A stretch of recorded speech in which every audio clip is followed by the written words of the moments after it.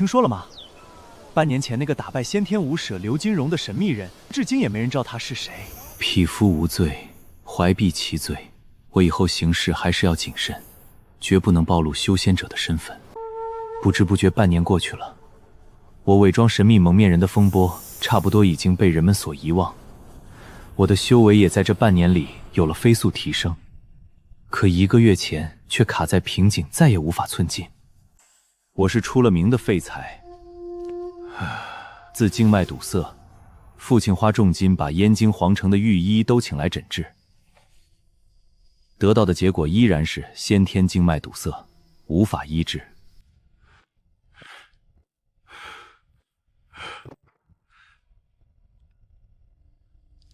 我虽然不能学武，但我立志要当大汉朝的第一学者。当不上大将军，那就当个文能治国的丞相。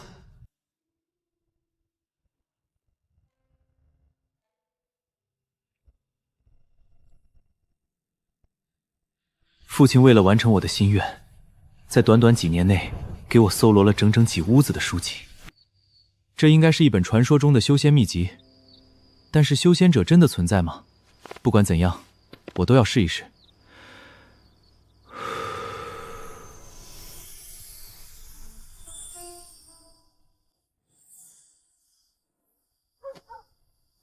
3年了，我对天地万物的感知灵敏了许多倍，我的速度和力量更是飞速增长。修仙者一定是存在的。然而直到1个月以前，我的修为却无论怎么修炼都没有办法再次提升。哪怕我如今的实力也已达到可以瞬杀当初先天武者刘金荣的地步了。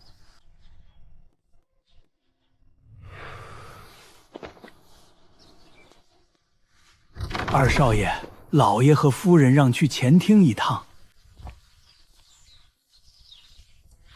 2位小公子气宇不凡，他日定然能成大器。你们一家人先商量商量前去耶京的事营吧，我还要赶回去向老爷复命。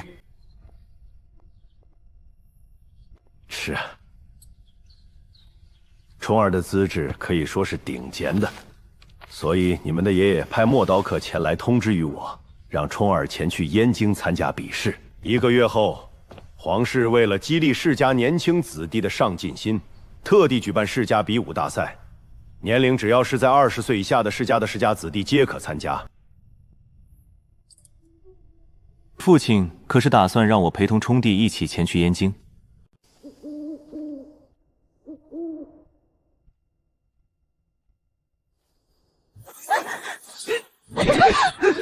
这等深夜，竟有人敢在京城脚下行凶！快逃！能够如此轻松击退我等之人，那人必是先天巅峰的武者。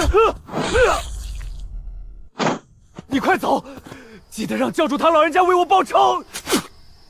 我没有想过要杀人，但是这人确实是因为我而死的。不过我这么做是为了救人。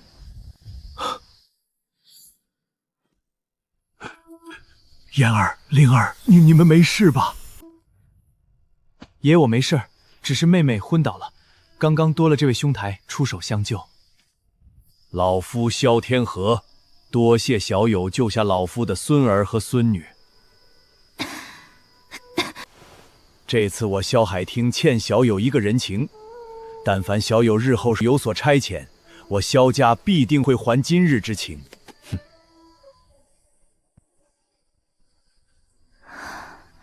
举手之劳，何足挂齿。在下还有些事情要办，在下就先走一步了，告辞。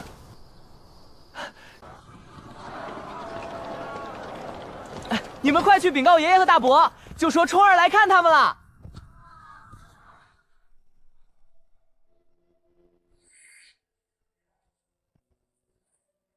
救下小公子和小姐的人是陈国公的孙子，虎辉将军陈孝雷的2公子陈群。此人自小经脉堵塞，无法习武。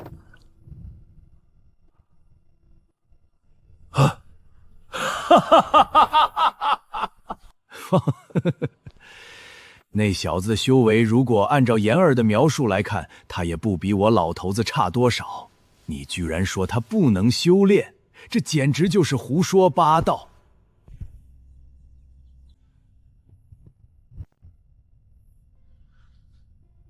陈老头子这次可是走眼了，看来他的这个孙子绝对不是一般的天才。我得想办法把这个小伙子给弄到我们萧家来。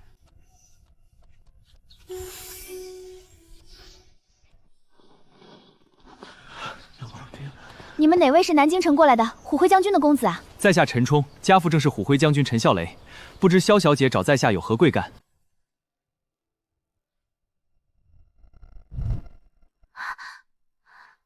没事没事，我只是来和你说声谢谢的。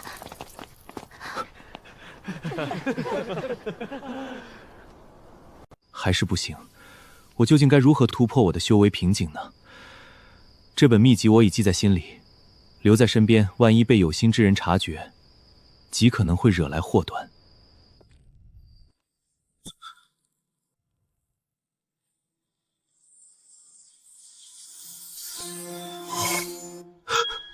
无名燃烧所化的灰烬，竟在旋转中融合成一个金色小球，没入了我的眉心。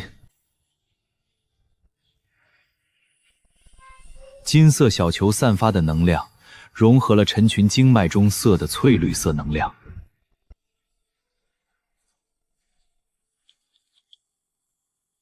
已完全替代了修仙者们梦寐以求的筑基丹。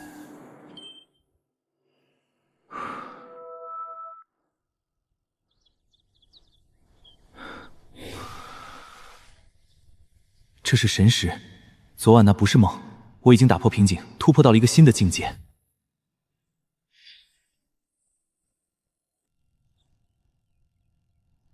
五行阴阳诀的霸道之处在于，只要周围有灵力，无论何种属性，我都可以化为己用。但须弥掌和踏空步不到万不得已绝不可使用。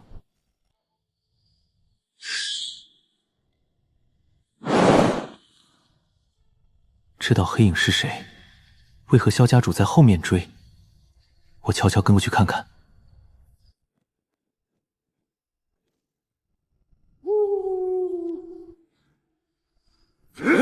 三名黑衣人同时攻向萧天河，掌影翻飞，树木被震成齑粉。萧天河一人独占3人，怕是凶多吉少。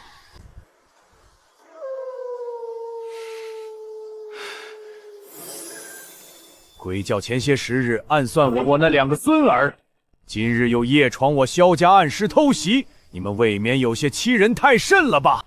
哼！萧天河当年带领剿灭我们红教总部的时候，你怎么不说欺人太甚了？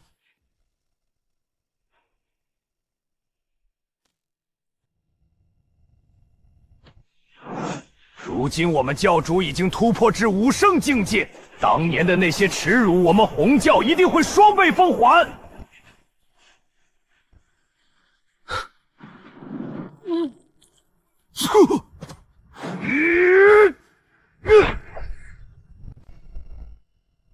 什么人？为何藏头露尾的出手暗算于我？这位暗处朋友，你是决心要和我们红教作对吗？这其中是否有什么误会？还请朋友务必现身相见。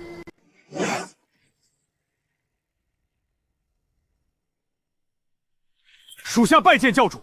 一群废物，你们把本教的脸都丢尽了。等本座收拾了那小子和萧庭以后，本座再来处置你们。萧天呵，你可还认得我？任东方，当年我带兵灭了你们红教，如今我落在你的手上，这也算是一报还一报了。我今日就把性命交给你，还请你放过这位小兄弟。圣境之下皆为蝼蚁，你有什么资格和本座谈条件？本座就先让你看着这小子死在你面前，然后本座再送你一起上路。小心！原来踏空步修消耗如此之大，我现在只能用须弥掌拼死那一搏了。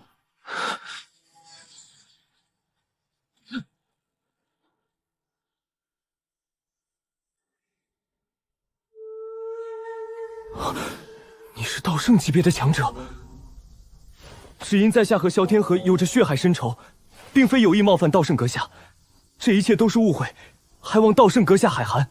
今日我保萧天河一命，你们报仇心切也算是情有可原。今日之事我不再和你们计钱，趁我还没改变主意以前，你走吧。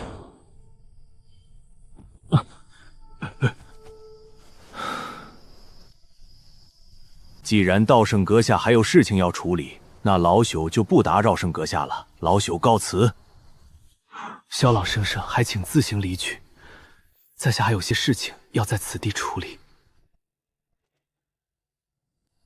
我乃是最差的武灵根体质，但若非如此，恐怕我早就爆体身亡了。这五行阴阳诀，若非武灵根体质的人修炼，就会五行力量失调而亡。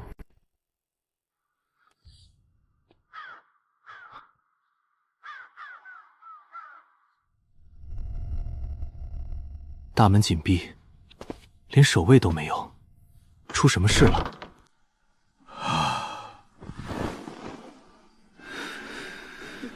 记住，你们今日如果能够逃出去，后一定要隐姓埋名，永远不要再提报仇二字。如今我陈家此浩劫，以后恐怕再无翻身之日。待会儿我和几位长老想办法拖住对方高手，你们就想办法全力逃命即可，能逃多少就逃多少吧。冲儿，你能做到顶天地除暴安善，爷爷不怪你，陈家也不会怪你的。走吧，时间也快到了，跟随爷爷去开门迎敌吧。到底我们陈家发生了什么事情啊？陈冲获得了比试第2名，被封了子爵，但楚国废物二皇子当街调戏良家妇女，被陈冲打死了。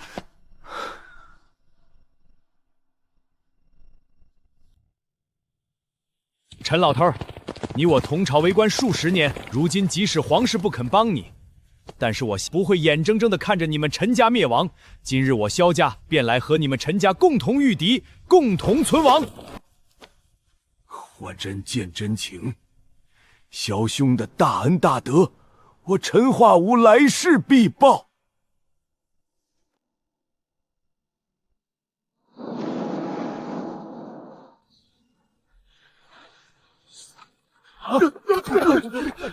陈家家主何在？你可知罪？阁下既然决心要灭掉我们陈家全族，那老朽也就不自量力一次，领教一下阁下的手段。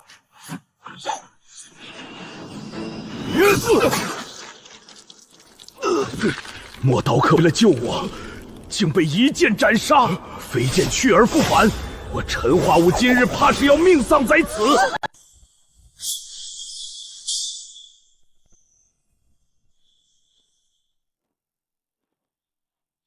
我们陈家恐怕还不是你一个筑基初期的修士可以为所欲为的地方。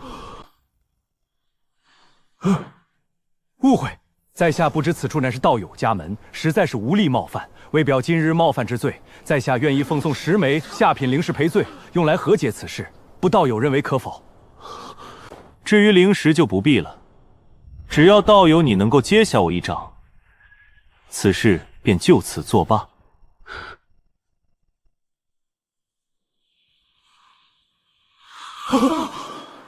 本座想要和解，只是因为本座不想多惹是非。莫不是道友以为本座怕了你不成？既然道友你如此咄咄势逼，那么今日本便与你见个高低。那就如你所愿，今日你我就见个高低。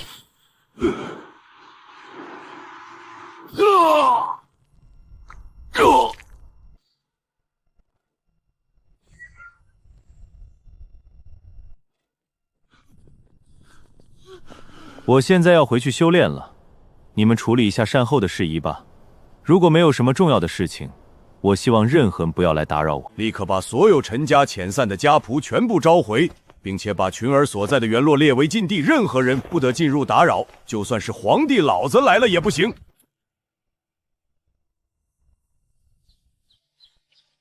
既然是亲，那你我不如亲上加亲。我那灵儿孙女和你的陈窗孙儿两情相悦，我看今日不如就把他们2个的事给定了吧。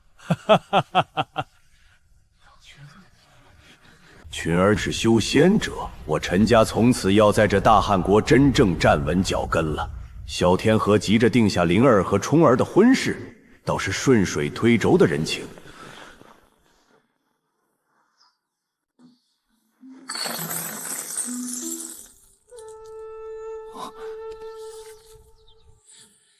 御剑术，我终于可以御剑飞行了。还有断神诀，这是修炼神识的功法，太适合我了。曲儿正在闭关修炼的关键时刻，天王老子来了也不能打扰他。笑雷这混账，怎么就是不明白？我都来了这么多天了，我就是想来见见我的儿子，难道这也不行吗？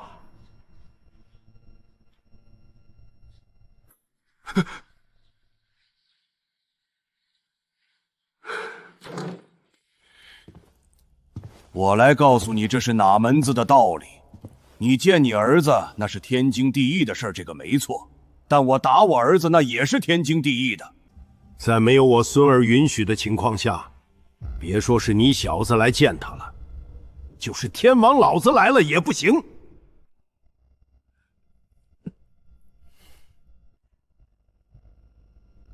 群儿，你出关了，你为什么不先派人通知爷爷一声啊？爷爷也好给你摆个接风的酒宴。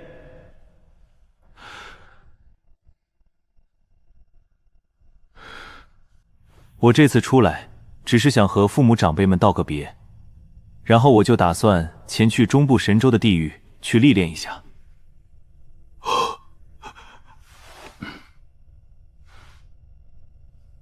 你小子长能耐了是吧？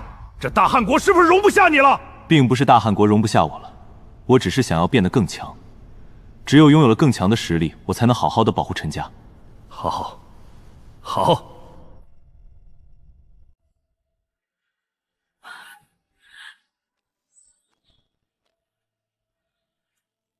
这大越国离大恒国的国都永安城那么远，雇主给的这些佣金也太少了吧？等咱们兄弟们完事儿一分，那也剩不下多少了吧？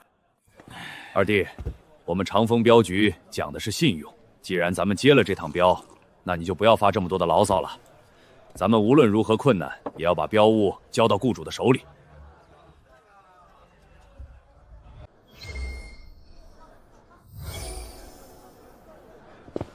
在下有些事情，也是要前往永安城附近，不知在下能否和贵镖局结伴而行？这也好有个照应。也罢，既然李公子如此看得起我们长风镖局，那我们就恭敬不如从命了。在下顾长风是长风镖局的大镖头。李公子，你教教我怎么追女孩子吧。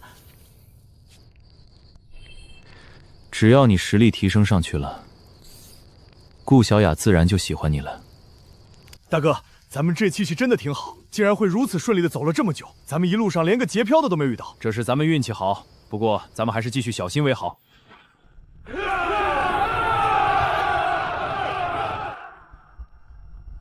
不光你们的运气好，我们兄弟的运气也挺好。我们兄弟们刚出门，就碰到了你们这一群肥羊。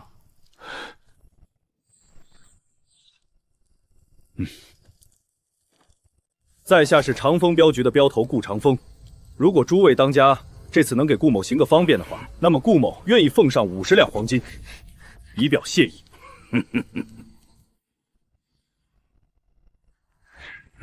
这个方便恐怕我们兄弟行不了。如果我们兄弟杀了你们，不光这50两个黄金是我们的，包括你们的货物也将是我们的。二虎，你要相信你自己的实力，拿起你的长剑去杀了他，你可以做到的。小子，你太不自量力了，你可以去死了。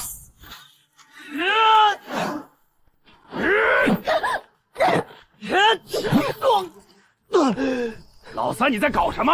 还不赶紧的把那个小子给杀了，然后把咱那个小丫头给我抓过来！老三！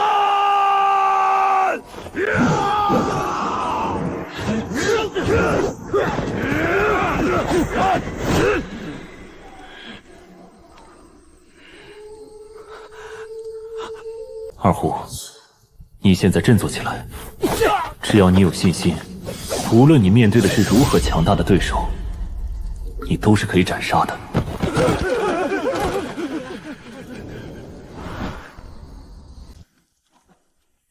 李公子果然豪爽，那顾某就却之不恭了。顾某还要去顾主那里交还镖物，咱们后会有期。后会有期。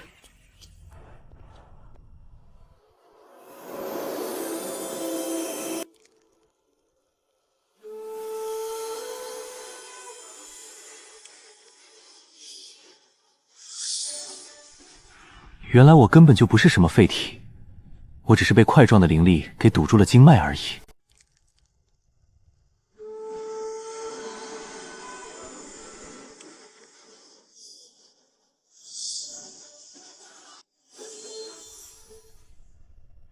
顾长风，你若不从，这满镖局的性命今日便都留在这里。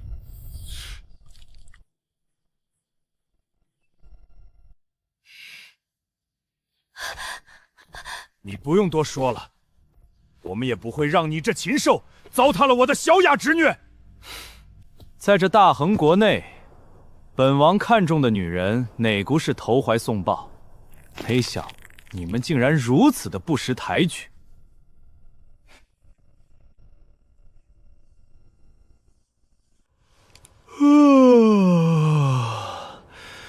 是谁在那里吵来吵去的？这还让不让人睡觉了？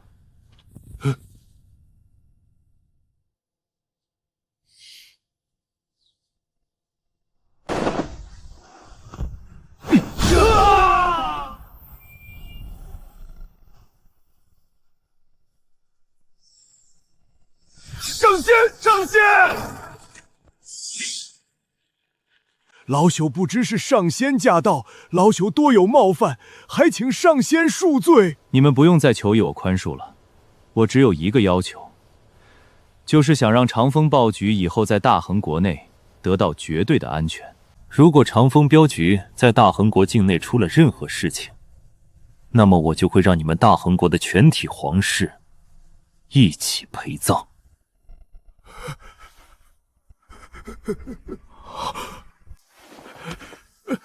上官无极堂堂武圣，被我几招就打服了。暗佐，长风宝谷以后在大恒国定会给我方便，这趟永安城算是没白来。前方到黑焦崖！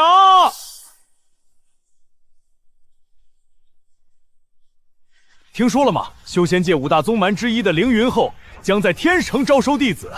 普通人拥有灵根者只占1/10-2，像凌云宗这样的大宗门只收3灵根以上资质弟子。4灵根和废灵根必须在20岁内修为达到炼气6层以上。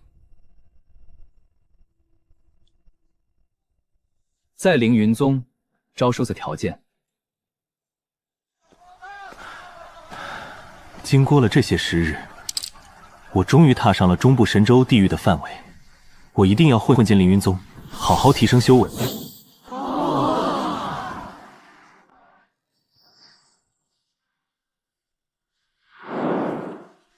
天水城果然是修仙者聚集之地，筑基期交易区连看门的都是炼气大圆满修士。我这身伪装应该能瞒过大多数人。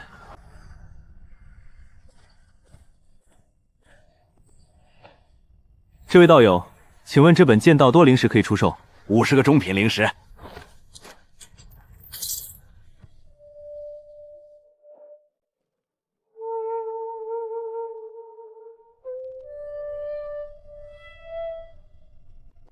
这剑道巴士比我想象的难修炼多了，攻击效果也不输显著。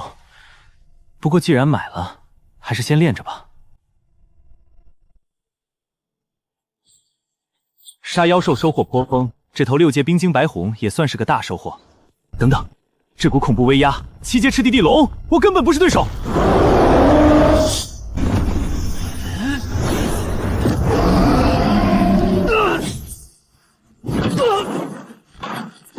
6阶和7阶只是1阶之差，但却是本质的变化。我根本不是他的对手。逃！赤地地龙速度太快，我根本甩不掉他。踏空步瞬移消耗巨大，必须找个地方躲起来。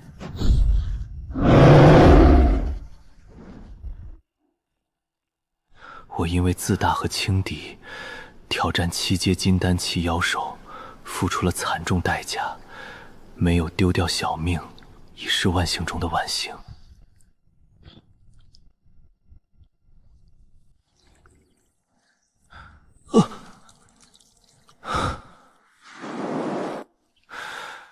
我在这个洞穴里又运功休息了几天，先避开3阶以上妖兽，先朝着天水城去。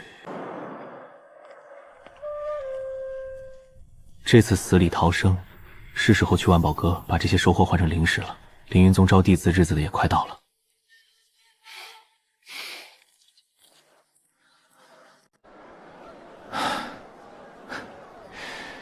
天有不测风云，人有旦夕祸福。不过还好没有丢掉性命。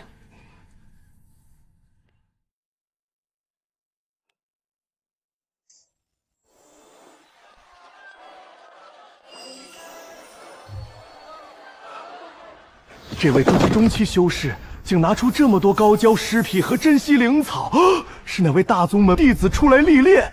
在下王父，是那天水城万宝分阁的掌柜。这位道友前来所谓何事？我想用妖兽尸体和一些灵草来万宝阁换取些灵石，希望王掌柜能给一个合适的价格。道友10块中品灵石，道友第一次来万宝阁交易，也算是对本阁的信任。怎么多了10块中品灵石？所以我们就给道友凑个整数，希望以后我们能和道友长期合作。那我就多谢王掌柜了。不知道贵阁有没有疗伤丹药和法宝出售？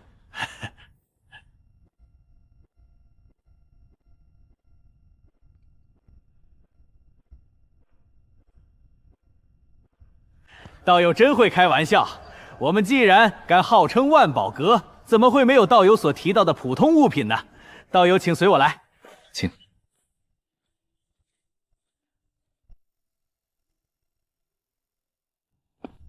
熔元丹可助我稳度修为，生骨丹以备不时之需。2件飞剑正好替换断剑，这面具能隔绝灵力探查，以后行事更方便。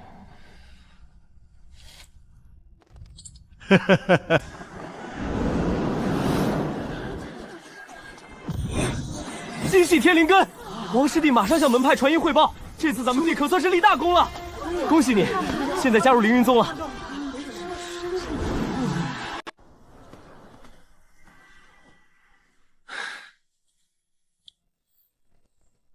废灵根不合格，下一个。慢着，难道不测试根格和修为吗？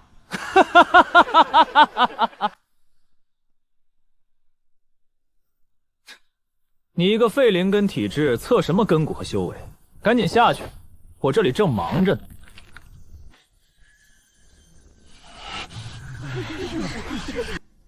但是我听说，即使是武灵根修士，只要是在年满20岁以前，能够达到炼气6层，也是符合凌云宗的招徒规定的。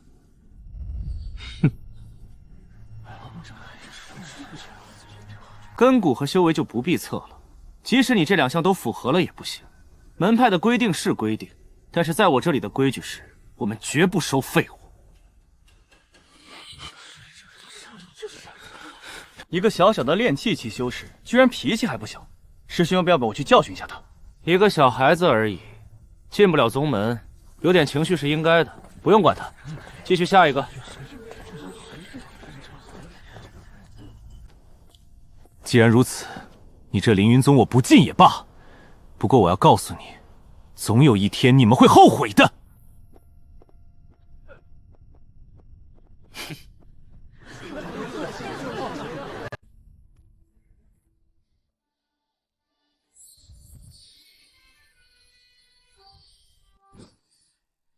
这里是天道宗考核，这位小友，你还要不要测试一下根骨和修为？晚辈想要测试一下根骨和修为。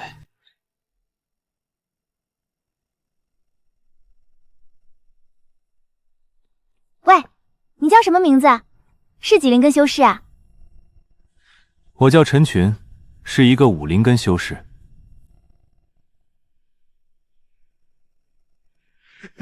我叫李大牛，4灵根修士。我叫周瑜，3灵根修士。我叫蒋鹏，我叫张月，4灵根修士。我叫江珊珊，是一名双灵根修士。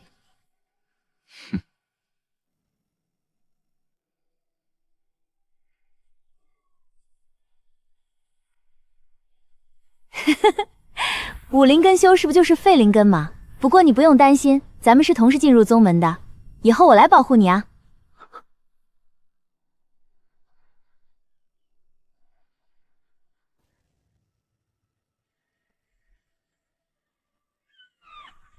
外门弟子负责打杂，赚取贡献度，换取灵石、秘籍、法宝和丹药；内门弟子只专需心修炼，待遇天差地别。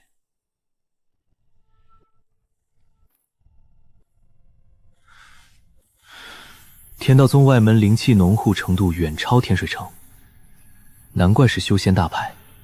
明日开始修炼，定要尽快突破。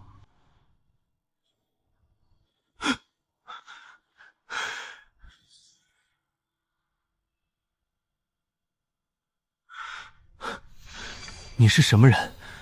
怎么会出现在我的房间里面？先莫要问我是谁，先说说你是谁吧。来我天道宗到底有何企图？我是天道宗新收的外门弟子，来天道宗当然是为了好的修炼。你一个筑基中期的修士，来当我天道宗这里当外门弟子，难道我天道宗强盛到如此的地步了吗？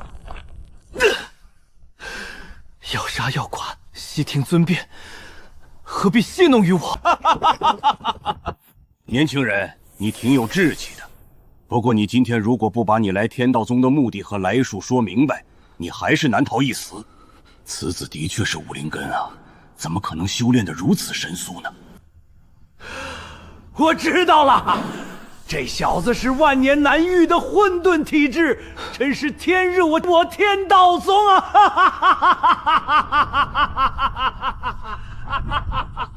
小子，你可愿拜我为师？前辈是能否不拜师？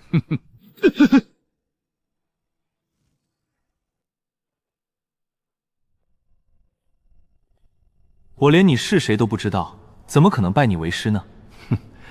老夫李延华，乃是这天道宗唯一的太上长老。我能不拜你为师吗？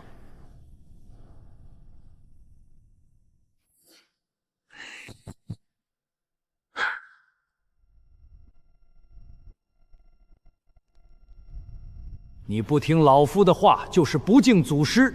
按照天道宗的门规，这是要被废除修为，逐出宗门的。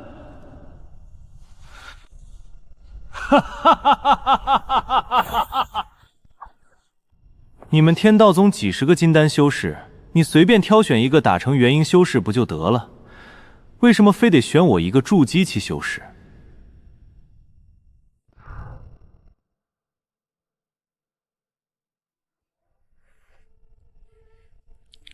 天道宗曾称霸数万年，因仙魔大战祖师战死而衰落，如今只剩他一人扛着。以前是和你没有什么关系，但是现在有关系了，因为你加入了我天道宗，就是我天道宗的一份子，而且老夫还打算把守护天道宗的担子交给你。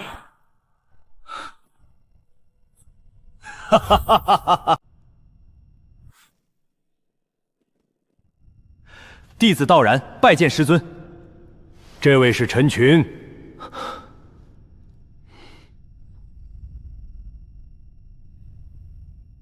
这两个是你的师兄，一个是天道宗掌门道然，另一个是天道宗大长老道元。这个是为师新收的入门弟子，叫什么来着？哦，对了，叫陈群。道云，跟我来吧。如今为师的大限也快将至了，而天道宗却是强敌环外，此子乃是万年不遇的混沌之体，你必须倾尽全宗之力来培养于他。六长老，您真的是无意无间选中的我吗？这怎么会是无意间呢？这都是掌门师兄的安排。你是李师伯的入门弟子，所以你叫我一声道次师兄就可以了，对吧？道云师弟。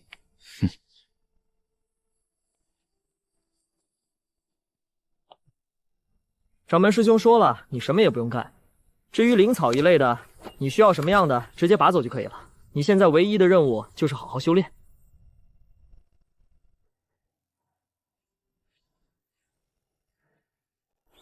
感慨天道宗不愧是传承了几万年的修仙大菜，底蕴不是一般门类可比。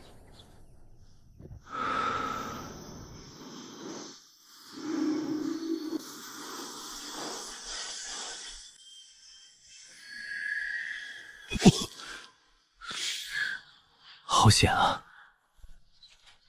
我虽然需要一心心向道的斩断凡情，但我把她当成一个妹妹来呵护，这也未尝不可。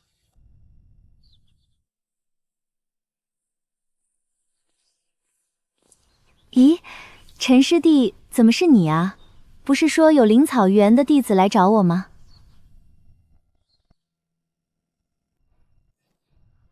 等一下，师妹，这个送给你。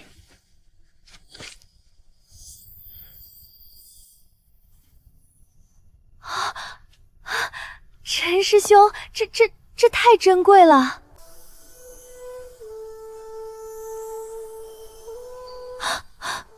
这是玄冰花吗？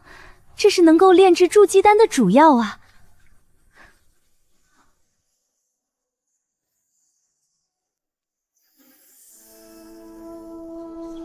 一个看管草灵园的傻小子，能利用就得好好的利用，毕竟修为越高，所用的灵药就越多。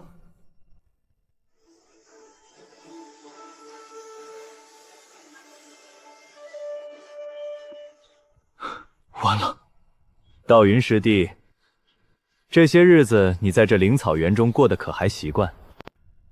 挑战得胜者，奖励凝晶丹1枚和上品宝器1件。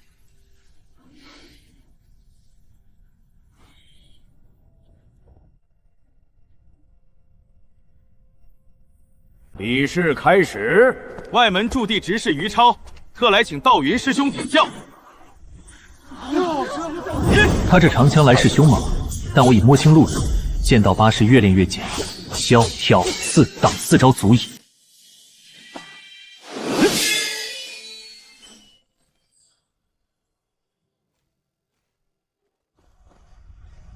道云师兄法力高深，在下拜得心服口服。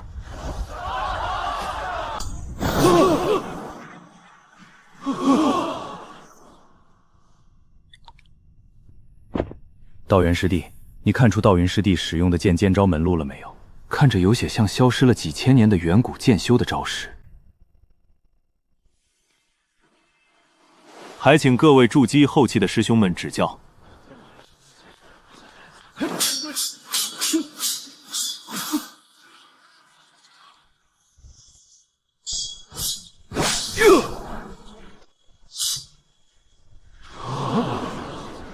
今日到此为止，明日由本宗筑基大圆满期修士挑战道云。道云师弟，你可是真的不简单啊！不仅同阶无敌，就连高你一个小境界的弟子都不是你的对手。看来以后你的前途真的可限量。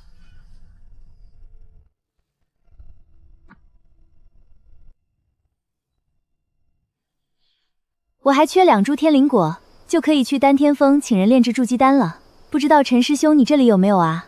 天灵果，江师妹，你等我一下，我去里面帮你找找。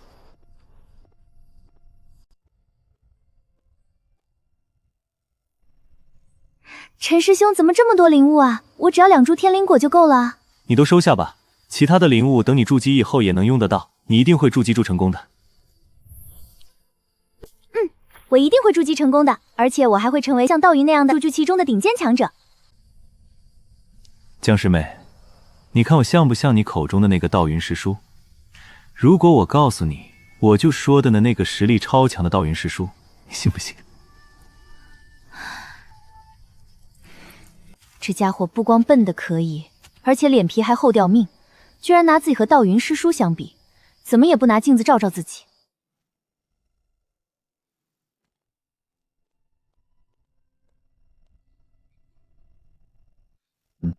刚刚这里有人来过。陈师兄，你还是好好修炼吧，或许有一天你真的会成为道云师叔那样的高手也说不定啊。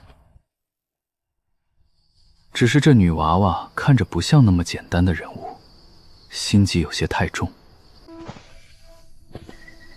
这小子居然拿着灵草园的灵草去送人，真是看不出来平时那么憨厚的小家伙还挺会浪漫的。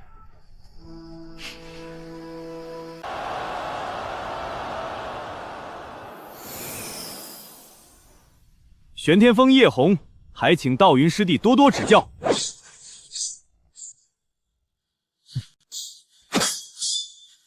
根本就不像是筑中期所能拥有的灵力啊！这般磅礴的灵力，已经和我的灵力差不多了。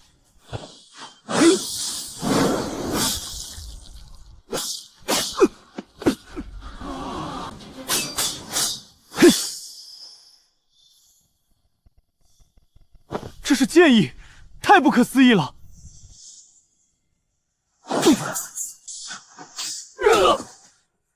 萧晨的孩子最近在忙什么？怎么没过来凑热闹？萧晨的孩子最近打算闭关冲击金丹期。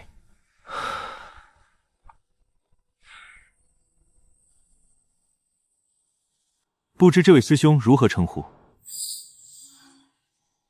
震天风，萧晨，神。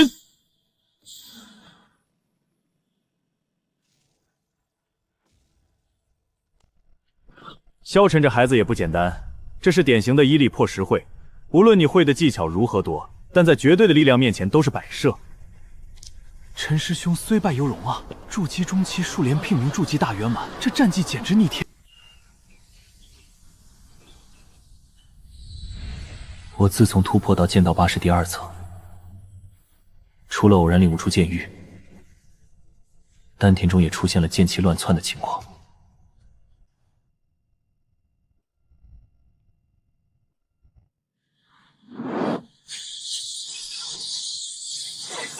十分不甘心，但我的身势已经越来越疲惫。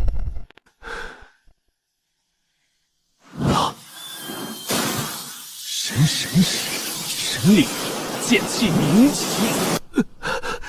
这种撕心裂肺的痛让我几乎昏迷。我能帮你的只有这么多了，我也即将消失在这片天地间。希望你能找到混沌珠的另一半本体，补齐混沌诀，把我的衣钵传承下去。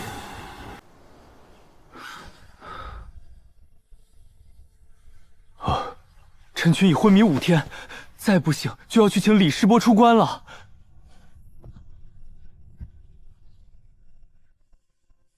道云师弟，你可醒了？你如果再不醒的话，估计掌门师兄就要去请李师伯出关了。道听师兄，我昏迷多久了？已经5天了。我实在没办法，才去请了掌门师兄和道元师兄过来。我可能是修炼的时候心急了一些，导致有些灵力乱窜，没有把持住，从而伤到了自己。你也不必太过心急，好好休养便是。3日后，我带你去宝天峰挑选法宝。道云师弟，你是如何昏迷的？为何你身体会如此的诡异？我刚刚试着输入你体内的灵力，竟然如同石沉大海一般的视不见了。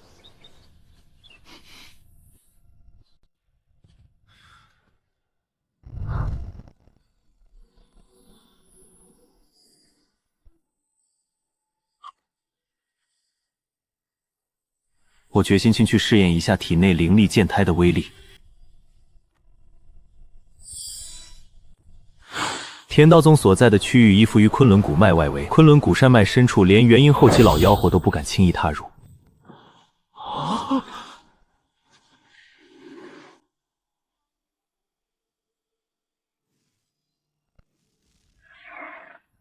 灵力剑胎威力远超法飞剑，控制起来如臂使。看来这剑胎的真正威力还要慢慢挖掘。快看，那就是道云师叔，他的实力太强了，就连筑基大圆圆满期修士都不是他的真威武。总有一天，我也会像道云师叔一样的强大。这次绝对不能再深入7阶金丹期妖兽的领地了，我只是来试验剑胎的威力而已。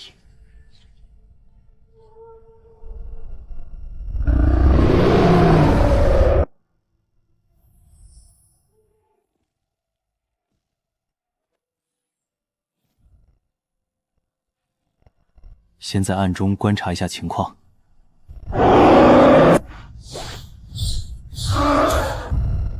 没想到江珊珊居然在这半个多月里筑基成功了，实力还挺强悍的。不过以这2人的实力，对付这头地栖还是游刃有余的。叶师兄，我们就不要再深入了吧。现在5阶妖兽的领地里面都出现了6阶的妖兽地刺蜥，还不是道云那个家伙。害我错失凝丹，否则何须来这险地寻找灯心草？都怪那个道云，害我得不到凝心丹，只能冒险来昆仑古山脉找灯心草。若不是江珊珊劝着，我早就深入更深处了。我怕我们再深入的话，会碰到七阶妖兽，那样我们就死定了。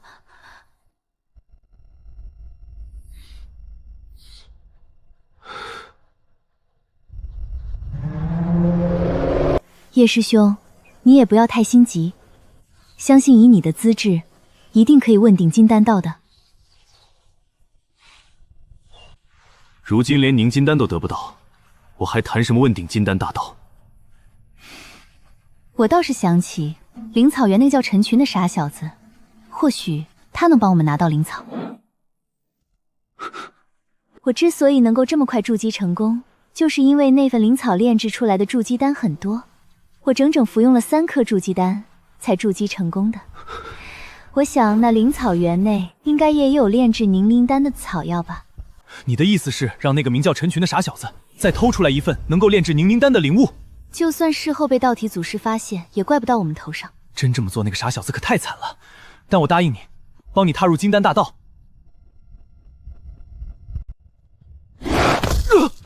这畜生竟敢伤我！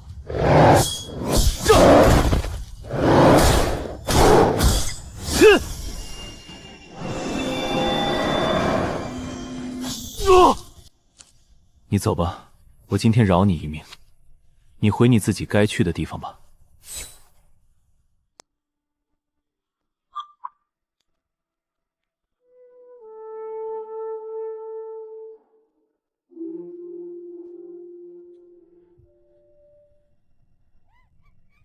你跟着我干什么？山脉和森林之中才应该是你的家，你回去吧，这里对你来是很危险的。难道这猴子能听懂我说的话？算了，可能说多虑了。如果你能听懂我说话，就点点头。你真的能听懂？你是不是想要跟着我一起走？你这么大个，而且又是妖兽，我带着你回宗门真的不方便。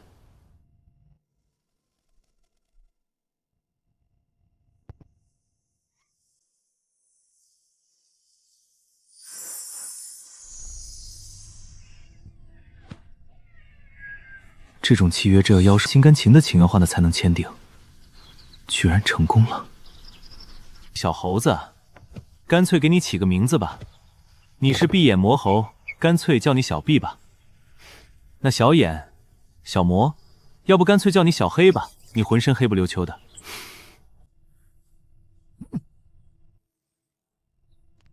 这么快就来了吗？看来我这个傻小子对你们的诱惑力还真不小啊。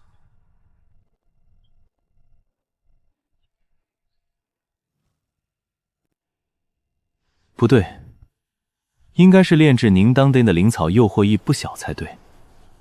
不过这次恐怕要让你们失望了。好久不见，陈师兄，你最近还好吗？我已经筑基成功了，特地前来感谢你的。那恭喜你了。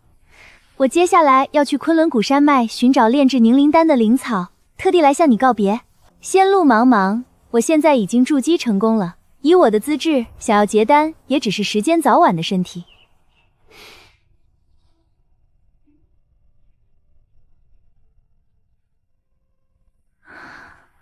我要去昆仑古山脉寻找炼制凝灵丹的灵草，特意来告别。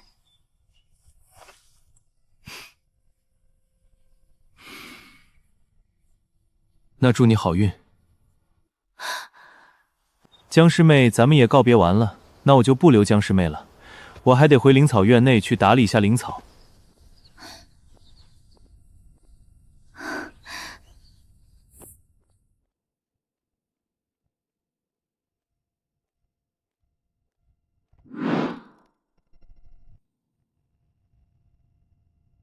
不好，不好，灵草园招贼了！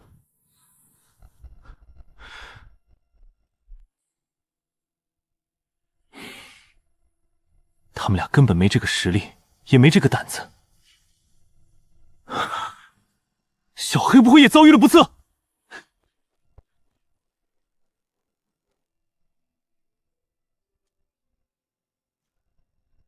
小黑，以后想吃灵灵果就只摘灵果，千万不许再糟蹋这些草灵花了，知道吗？无妨，灵兽天性如此，喜欢吃什么尽管吃便是。道云师弟，今天的气色挺好啊，比3天前强多了。自从你的法宝飞剑被萧晨那孩子毁掉以后，我想带你去宝天峰挑选几件趁手的法宝。只是这些天你一直沉醉在感悟之中，我也不好强行叫醒你。现在你的身体无碍了吧？多谢掌门师兄的关心，我的身体已经完全没什么事情了。请。道云师弟真是福泽深厚，如奇异的闭眼魔猴都能被师弟收为灵兽。道云师弟的剑道招式十分的奇特，不知能否让为兄观看一下？还请掌门师兄指点一下。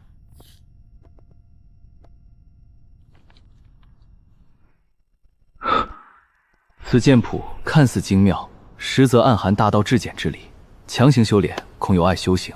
远古剑修一脉早已断绝，天地规则早已改变，你还未修出入体剑气，趁早将那本秘籍丢弃吧。远古剑修的攻击力在所有同等级修士中堪称第一也不为过。但是你知道后来为什么远古剑修都消失了吗？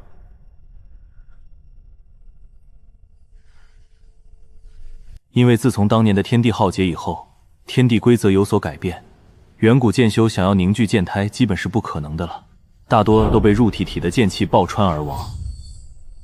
掌门师兄说的剑胎可是此物？道云师弟，你怎么可能凝聚剑胎？自从天地规则改变以后，就再无一人能成功凝聚剑胎。多少经验绝伦之辈做不到的事情，居然被你做到了！但愿远古剑修之威能在师弟你的身上重现光芒。掌门师兄过奖了，我也只是侥幸而已。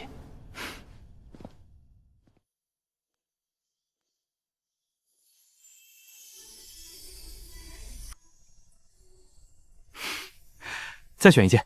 剑胎如此暴躁，仿佛在指引我。这柄锈迹斑斑的黑色长剑，看似废铁，剑胎却对它反应最强。既然有缘，就选它了。这把剑似乎已经损坏掉了，经过很多先辈们的验证，已经与废铁无异，只是材质坚硬了一些。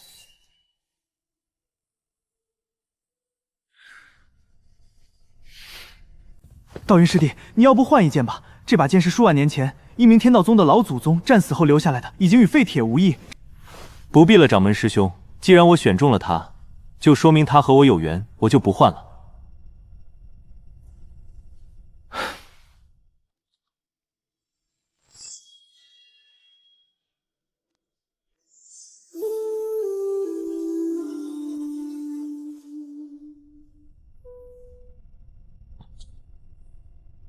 等未来我变强以后，一定会尽全力守护天道宗。陈群，50年一次蓬莱秘境，还有半年多就要开启，只允许金丹期以下者进入。你好好修炼，务必跟着天道宗队伍寻宝。掌门师兄如此厚待，蓬莱秘境我定要去闯一闯。半年时间，我要好好修炼，争取在秘境中有所收获。哼。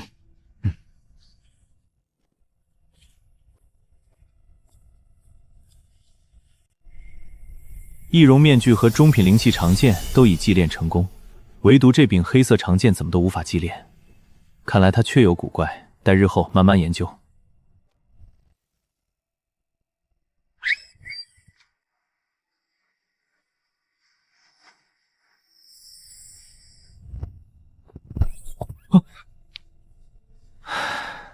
还好天道宗家大业大，不然的话，我可真的养不起这只闭眼魔猴。这把黑色不是损坏了，而是只有拥有剑胎的远古修才可以使用。那名几万年前陨落的天道宗老祖宗，肯定也是一名远古剑修。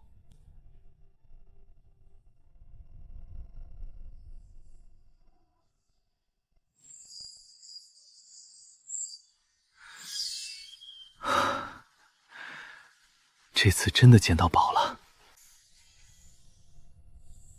半年时间，我突破到筑基后期。蓬莱秘境每50年开启一次，入口至3个月。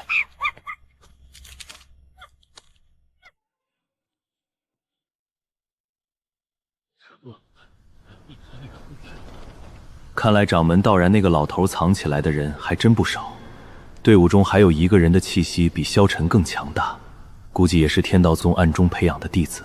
此次蓬莱秘境之行，采集灵草宝物最多者，奖励凝阴丹2颗，极品灵器剑。蓬莱秘境曾是远古修仙圣地，因天地浩劫脱离这片空间，里面危险重重，各宗门弟子可互相争斗，生死不论。这次秘境之行，定要小心谨慎。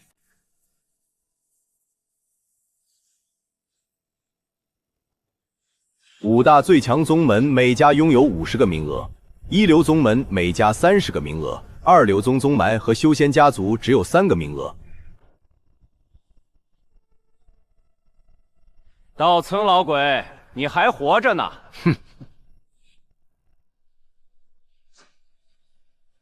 玄清老鬼，我怎么敢走到你的前面呢？要走也得是你先走。哼！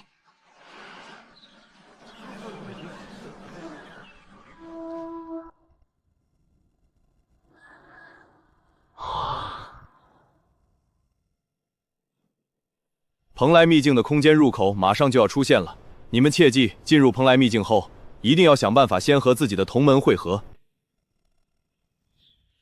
如果你们发现到自己生命纤细的敌人，无论对方是哪个新宗门的，你们尽可放心的斩杀。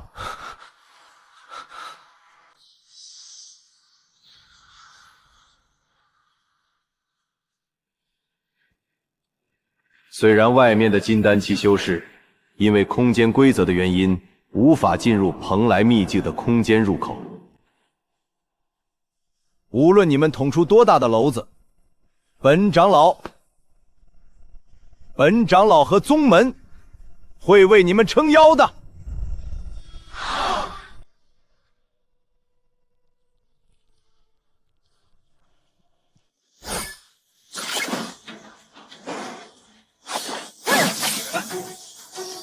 先躲在大石头后面看看情况。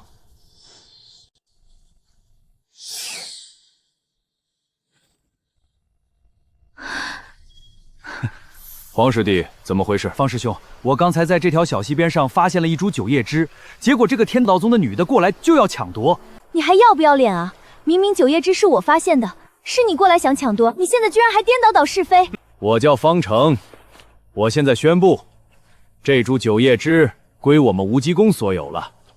你现在可以走了。你们无极宫的人都这么不讲理吗？刚才让你走你不走，既然你不想走，那你就永远留在这里吧。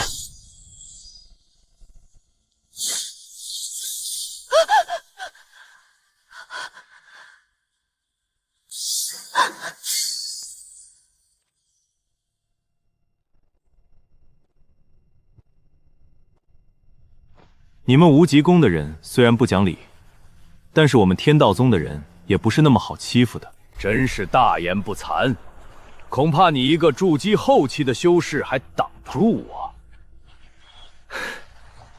既然你和他是一个宗门的，那我就送你们2个一起走，也让其他宗门的人知道，我们无极宫的东西不好抢。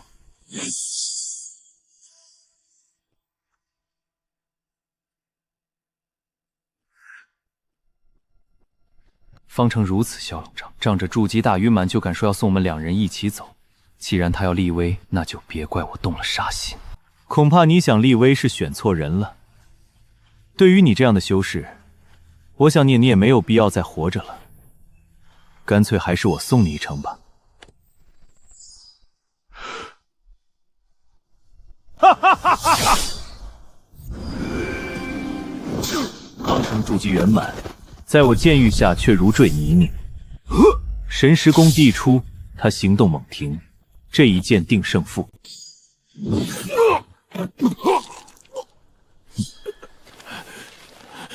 只见有绝，又有智，智又有功。竟然还有血遁符！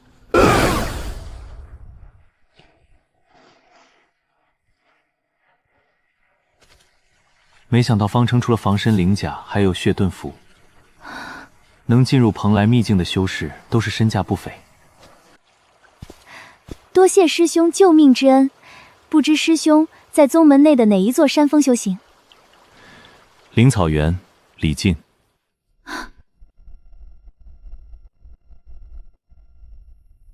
我是朝天峰弟子，我叫江珊珊。今天多谢李师兄了，如果没有李师兄相救的话，恐怕我今天就要命丧于此了。于此了，我和灵草原的陈群药童可是非常的朋友呢。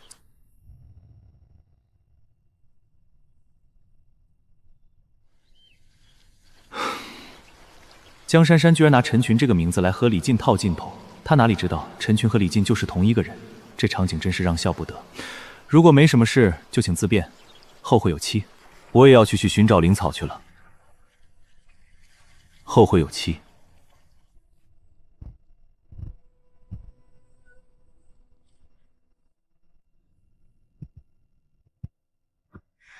八长老在咱们临行前说了，进入后一定要先和自己的同门会合，你怎么居然要丢下我呢？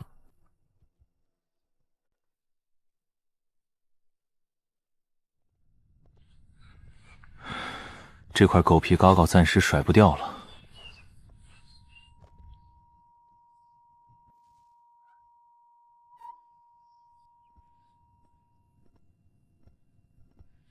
跟着李师兄就是好，他看不上的东西都够我捡得不乐乎了。6以下妖兽他根本不要，只有6阶妖兽才让小黑掏出妖丹。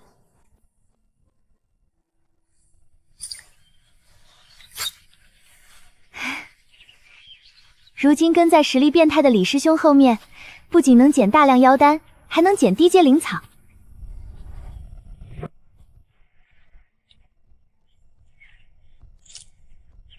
这才叫大树底下好乘凉。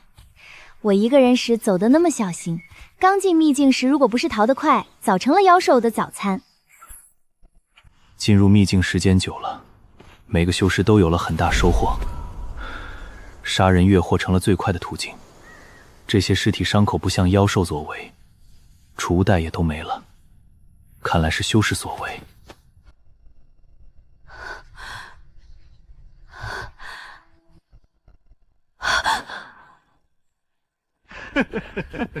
又碰到了2个天道宗的，看来咱们的运气真的挺不错的。我们遇到的那些尸体，都是你们杀的吗？有一部分是我们干的，当然有很多是其他宗门干的。不过你们2个马上也和他们一个下场了。江师妹，缠住2名筑基后期修士，剩下的交给我和小黑。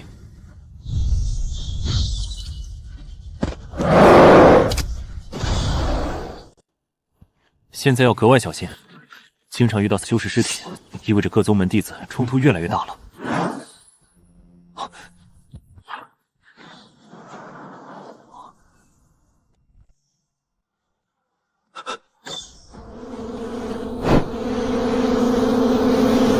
李师兄，不就一颗6阶兽内丹吗？你都有那么多了，为什么不能把这一颗送我啊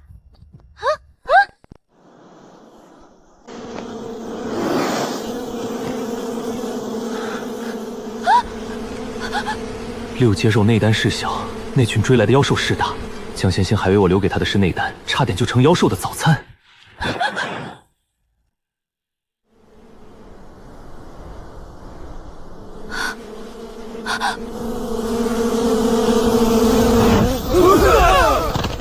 不就是摘了你们一颗佛心果吗？至于这么玩命的追我吗？灵力快支撑不住了，那座山绯色山妖处的天柱洞口，火火渡蜂群就进不来。只要绕大圈进去，祭出黑扫剑封住洞口。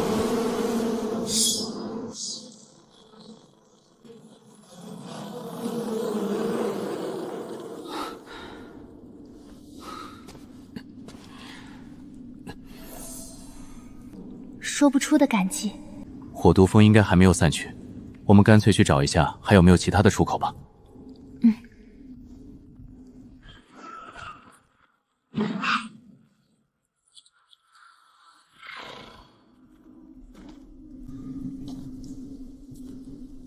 这洞口阻力极大，金色小球却自动散发金光护我进入。江珊珊和小黑却被弹开，看来这洞内机缘只属于我一人。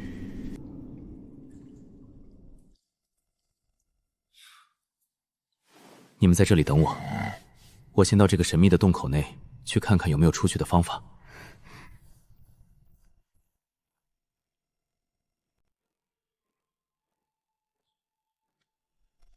9天玉龙液，传说中的疗伤圣药，只要还有口气，喝上一滴就能把人救回来。没想到竟在这神秘山洞中遇到。第4道惊雷若再劈下，我恐怕就要命丧于此。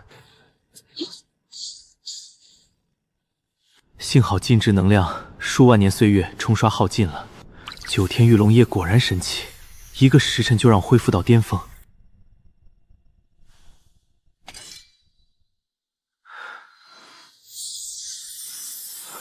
黑色小剑竟能吞噬七法宝修复自身，这等神物绝非寻常之物。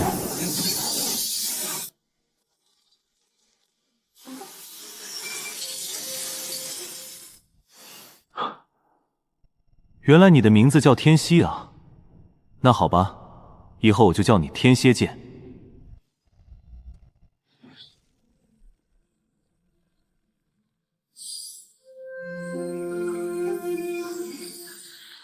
或许几万年后，这里又会形成一个同样装满9天玉龙母的池子吧。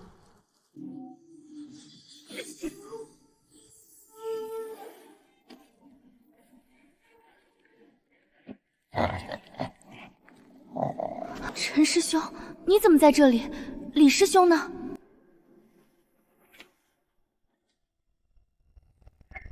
这里没有什么李师兄不李师兄的，你说的李师兄只不过是我的化名而已。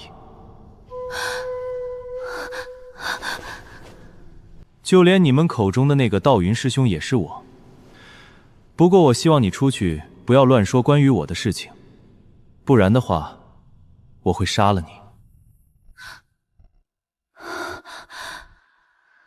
陈师兄，你为什么像变了一个人一样？你为什么对我那么的冷漠了？你还记得我们从天水城回天道宗的时候吗？我现在只是记得有人说过，野雨与某些人无关。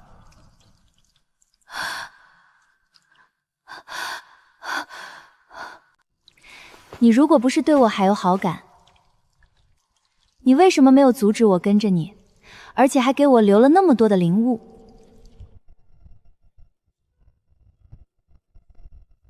我之所以那么照顾你，只是因为你是天道宗的弟子，仅此而已。不过，你如果过分挑战我的底线，我依然会杀了你。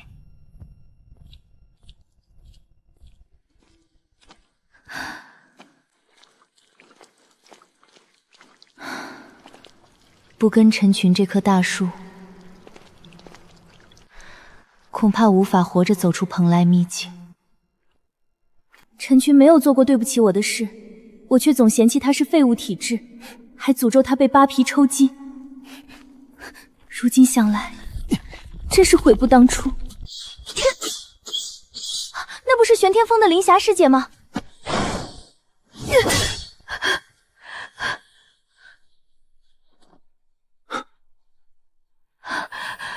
你是道云师兄吗？林霞堂堂筑基后期女修士竟流泪了，可可想而知在蓬莱秘境中吃了多少苦。这3个围攻她的修士，一个都不能放过。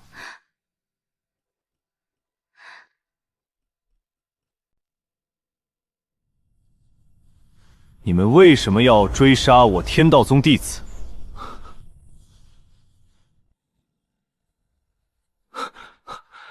我们只是奉命。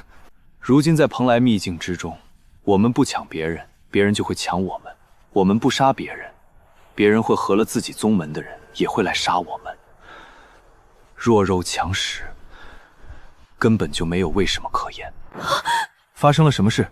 我和四位师兄会合寻宝，没想到其他门派弟子如此变态，师兄们都死在了绝远手中。恐怕我自己也不一定能够稳胜这个叫绝远的吧。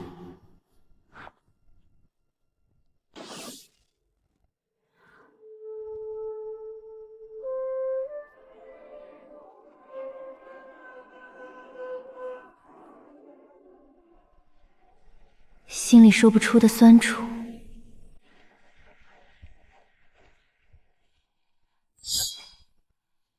道云师兄，或许此我们不用战斗，还可以打听一下咱们天道宗弟子的情况，因为神农门和我们天道宗的关系非常好。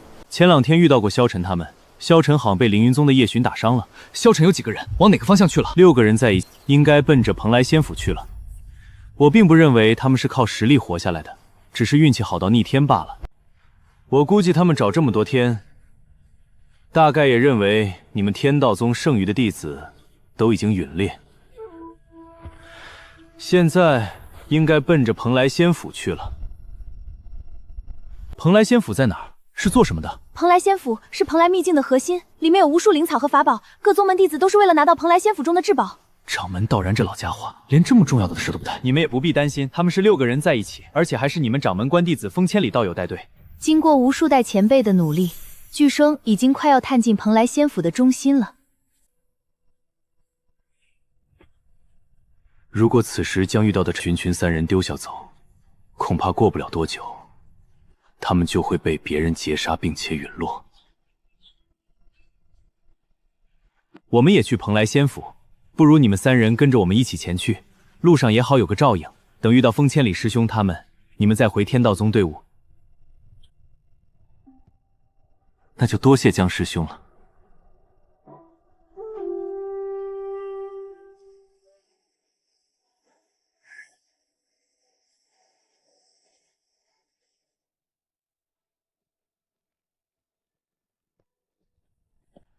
跟着神农门队伍一路安全无虞。江云生实力强悍，心术不正的修士远远就看到，就吓跑了。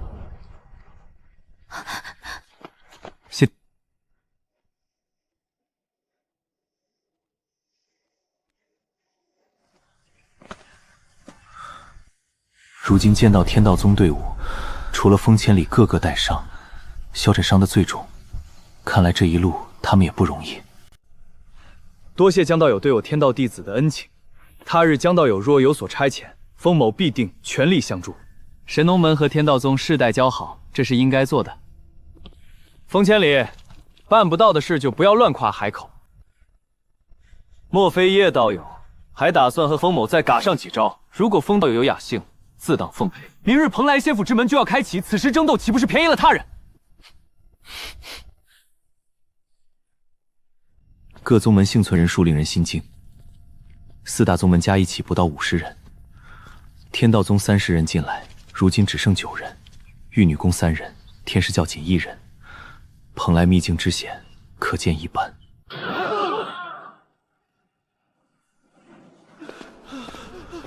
我们现在所到达的地方，就是无数宗门的先辈们用生命给我们探出的通道。即便如此，我们的伤亡依然不小。如果再继续前进，里面的情况和危险就不得而知了。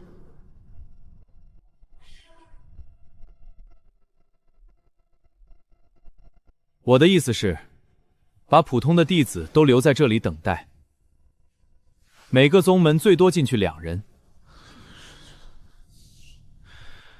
因为带伤的普通弟子进去也只有送死。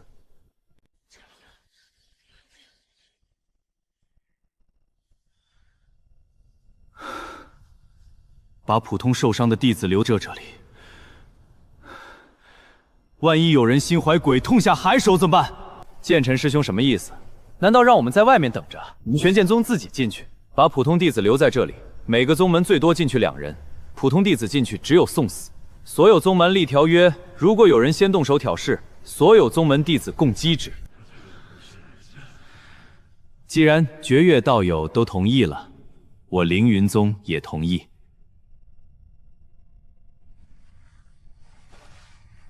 好吧，我神农门也同意，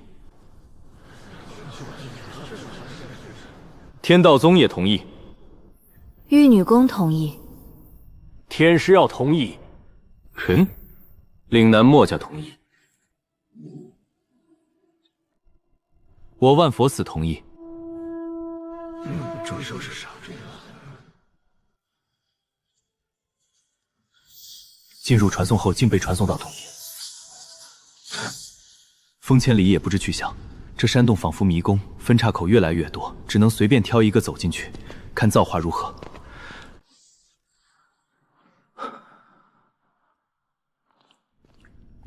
风千里不见了，估计被传送到别处。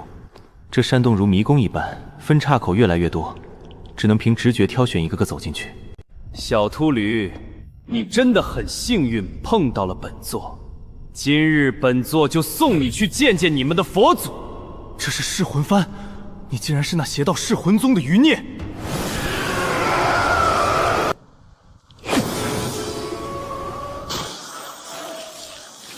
噬魂幡上黑气越来越多，这可是百万凡人或千名修士的冤魂所化。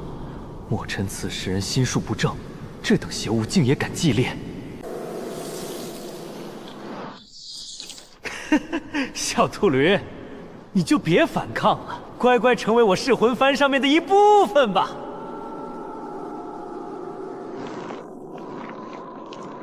什么万佛寺近千年来的第一天才，都是浪得虚名，真是不堪一击的货色。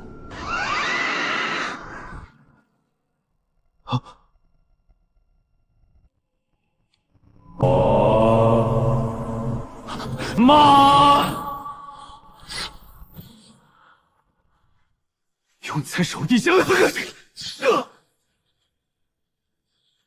不信一直走下去，走不到尽头。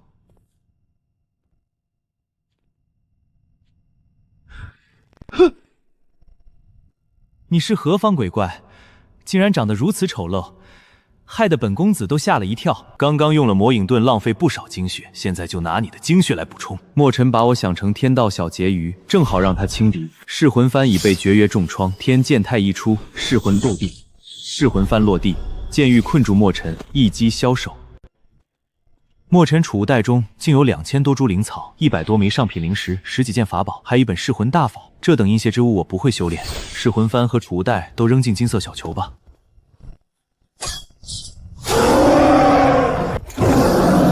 紫魂花是炼制结阴丹的主药，在外界基本上已经灭绝，只能在一些秘境或远古遗址中找到。天道宗的道友，快来和我们一起击杀这头机关兽！这头机关兽已有无限接近金丹期的水准，剑尘和冰心仙子联手也难一匹。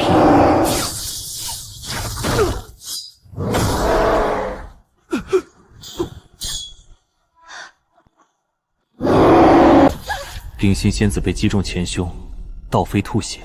机关兽再次扑向他时，剑尘和林荫老道士竟都停在原地未动，真是冷血。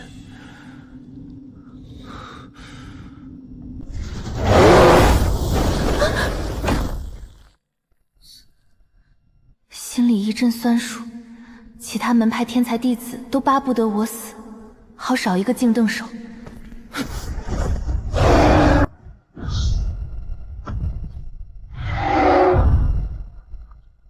紫魂花归玄玄宗，愿赠一株灯心草作为补偿。那就依剑尘道友所言吧。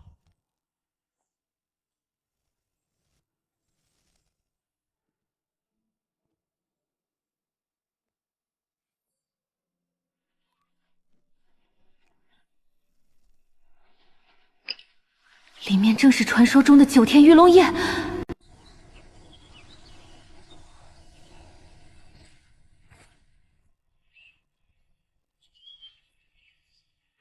直觉告诉我，这里绝对杀机四伏。根据伤口，不像其他修士所为。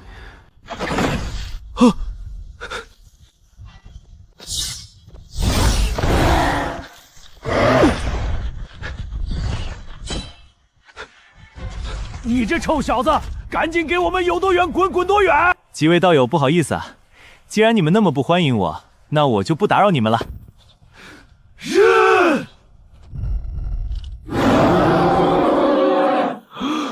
我出去后，如果我再遇到刚才的那小子，我一定将他扒皮抽丝，炼成干尸。咱们4个现在谁也不要藏私，先保住性命硬度。诸位道友，我们再不把各自的底牌都亮出来，恐怕今日这里就是我们的葬送之地。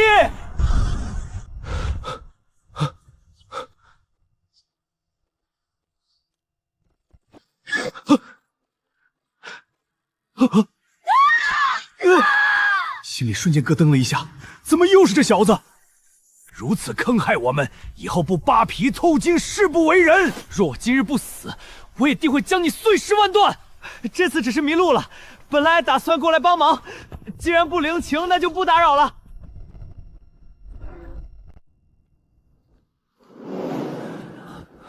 是谁？出来！没想到道元师弟居然也能走到此处，是谁把两人伤成这样？是绝缘小秃鬼。如果不是有五雷符宝震慑着，两人早就被击杀了。这个大殿应该就是蓬莱仙府最后的藏宝之地。刚刚玄剑宗的剑臣也进去了。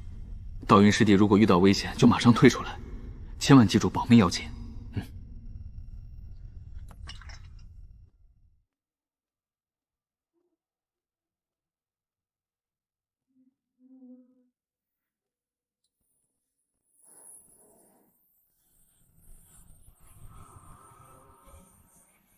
这应该就是蓬莱仙府最终的宝物，我得理智的不能暴露。绝远师兄，不如先打开宝物看看，再商量分配。贸然相斗，恐被人捡了便宜。也好，为显公平，你我各先挑一物收下，剩下的再行商讨。令牌上竟是仙府魂碑几字，若能炼化此令牌，就能掌控整个仙府，还怕不能脱身吗？绝远，别怪我下手无情。至于我如何……剑尘道友，你我被困于此，为何还要相斗？何不一起先谋个脱身之法？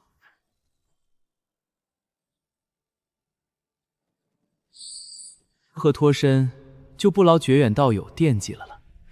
我先把绝远道友你送去你们的极乐世界吧，这样你就脱身了。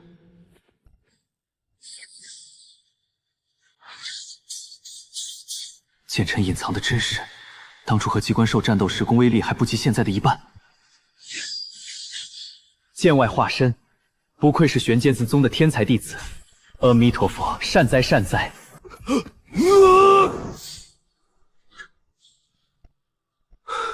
这一剑透支了不少灵力，但金丹期以下修士只要被击中，必死无疑。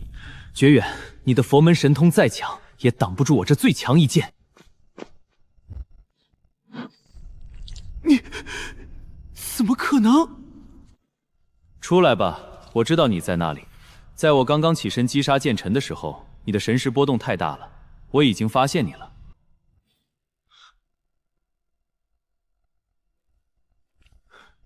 你是怎么出现在这里的？隐藏了多久了？你们能出现在这里，难道我就不能吗？我一直就隐藏在这里，你挺会虚张声势的。待会儿我就送去极乐世界，你到那里去展示你的实力吧。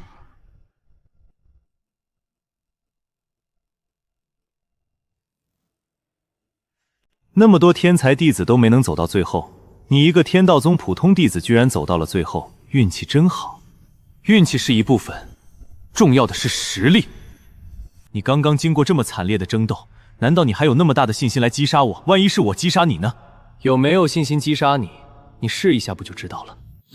手中掌剑语出数个剑花，一道点灵异剑光吞而出。忙。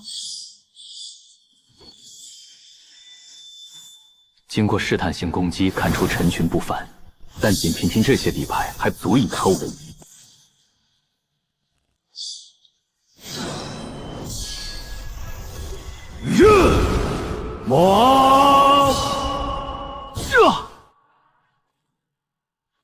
面对这样变态的法术，心中有了深深恐惧。你是挺有实力的，不过已经结束了。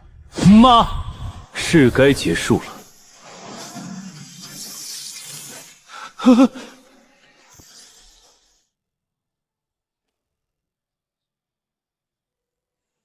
这一掌耗尽了我所有灵力，须弥掌的反上让我的头发瞬间变得灰白。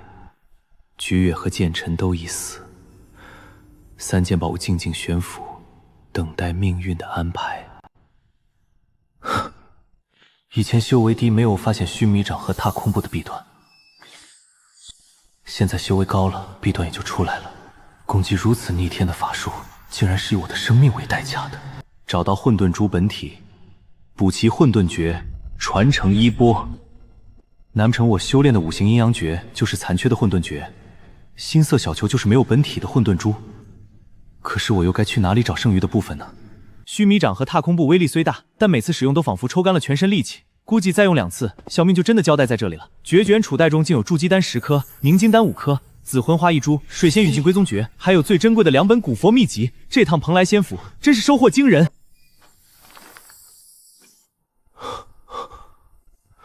心里激动的无以复加，这是入悲命的汉老关。想起绝远坚硬的身体，能吐字的法术，就是一阵神往。终于明白剑臣那一剑没劈死绝远。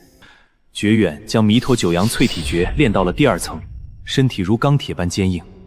我暗下决心，无论如何都要把这2部佛家秘籍修炼成功。天机门是什么门派？我听都没听过。剑臣和绝月的精血都没反应，我自己的精血也没反应，将困死于此殿。这句话让我真的慌了。天线台砍10门，直到精疲尽也没能砍出豁口。难道真要困死汉在此？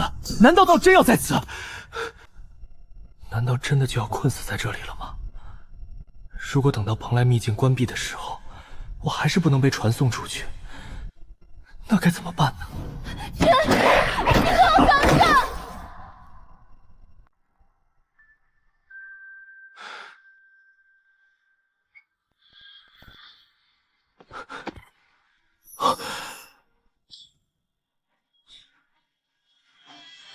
南明天火！我成了仙府主人，为防止其他事事破坏，发动禁制之力，将所有修士强制传送去。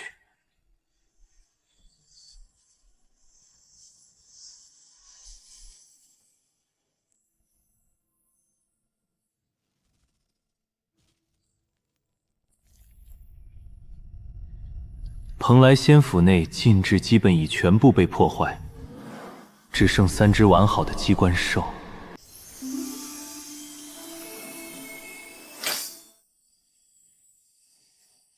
5天祭炼仙府魂杯，如今整个仙府内的情况都被我用神识看得清清楚楚。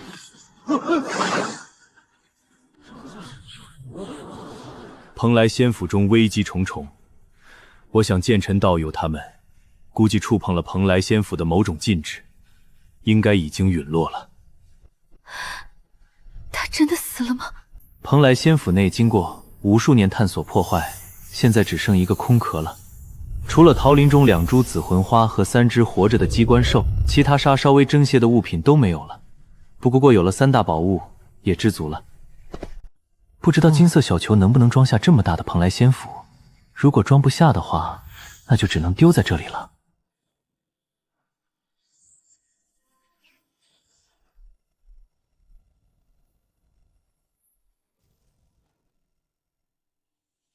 一阵白闪过，我竟出现在这陌生之地。怎么不是蓬莱山？看四周灵气充沛，妖娆气息隐现，也不知是何处。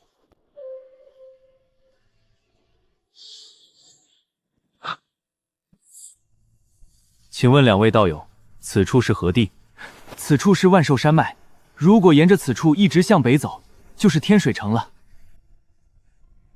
不过既来之则安之，刚好回去看看我的那个小院有没有变化，然后闭关消化一下这次得到的宝物。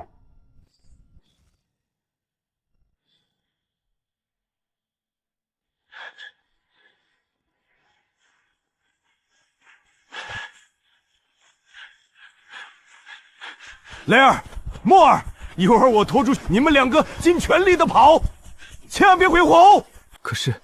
可是三长老，那你怎么办？你们2个是我大恒国的未来，我都一把老骨头了，没什么好可惜的。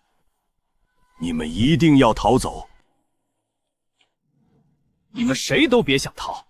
一个低等的武者也敢和我李俊抢夺灯心草，简直是活得不耐烦了！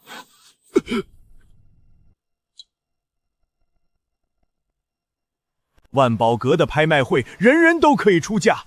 老朽只是想拍下灯心草，帮我2个后辈换取2枚筑基丹而已。更何况我已将灯心草已经送给了道友，道友又何必斩尽杀绝呢？早知如此，何必当初呢？你们当众落了我李俊的面子，竟然还想活着离开天水城，简直痴心妄想。明日我便将你们3人的尸体丢在天水城的大街上，以示警戒，看看以后还有谁再敢得罪我李某人。我已将灯心草奉送，李俊为何还要斩尽杀绝？他竟要将我们3人尸体丢在天水大界，真是欺人太甚！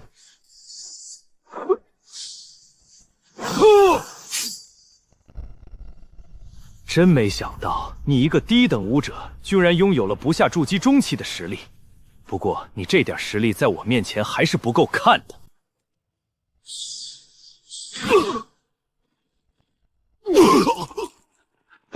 看着2名年轻后辈，心中无比苦涩。今日恐怕就是上官无极葬身之地了。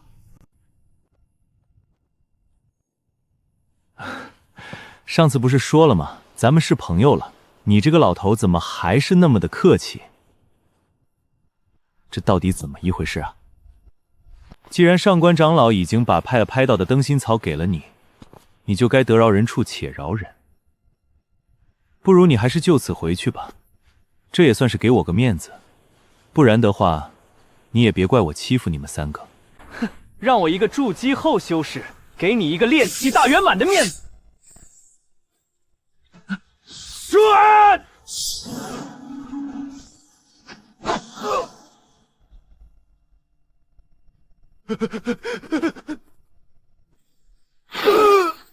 这应该是我的神修为月刀，用剑意演化成的剑域就越强。如今我施展的剑域强度，已经完全可以眷顾筑基中期的修士了。除恶务尽，怪就怪你们运气不好，撞到了我的手里。你们记住，下辈子就不要再跟着恶人去做些枉害人命的事情了。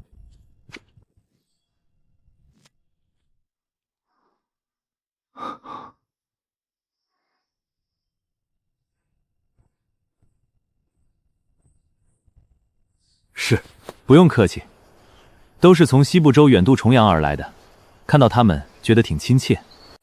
我只因在中部神州地域还有一些事情要做，所以我暂时回不去。山奏激情，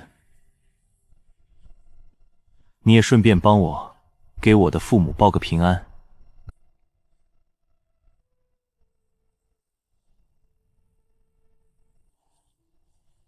不知上官长老能否帮我给远在大汉国的父母带些灵物回去？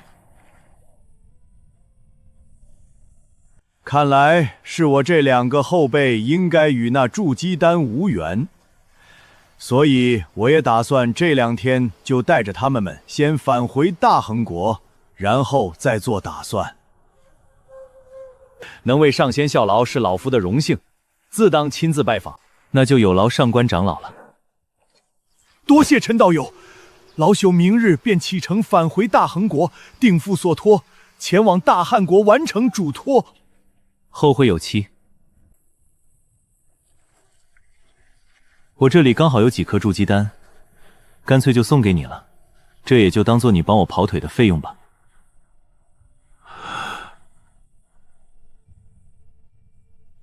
上官长老有劳了，那咱们后会有期。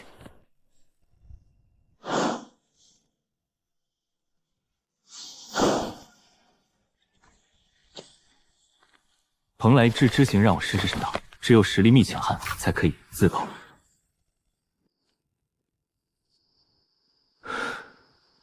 众多秘籍中，最让我动心的是绝远的弥挪九阳淬体诀和大罗梵音咒，还有蓬莱仙府的机关秘术。先修炼大罗梵音咒，再吃下佛心果加速修炼。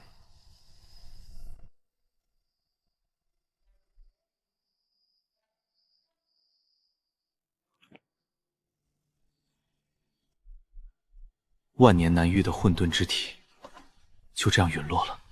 我该如何向太上长老交代？掌门师兄，咱们这次活着回来的弟子可谓是有史以来最多的一次，真的可喜可贺。蓬莱秘境试炼奖励如下：第1名风千里，第2名江珊珊，第3名林霞。第2名竟是我，连掌门道然都觉不可思议。这奖励本该是道云师兄的，若不是他，脑海中福字逐出那个戴着面具的背影，心里说不出的滋味。大洛阴幡咒已炼至第2层，此9咒威力不下于剑道8式。等修炼过后，就去万伯阁找王父碰碰运气。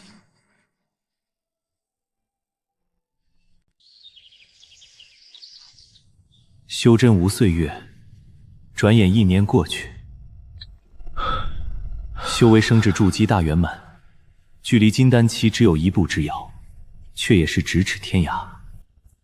陛下对老臣全家的大恩，老臣无以为报，还望陛下以国家为重，不要因为老臣一家而使大汉国陷入绝境。陈爱卿无需多言，朕意已决。如果朕连自己的臣子都保护不了，那么朕这一个皇帝干脆就不用当了。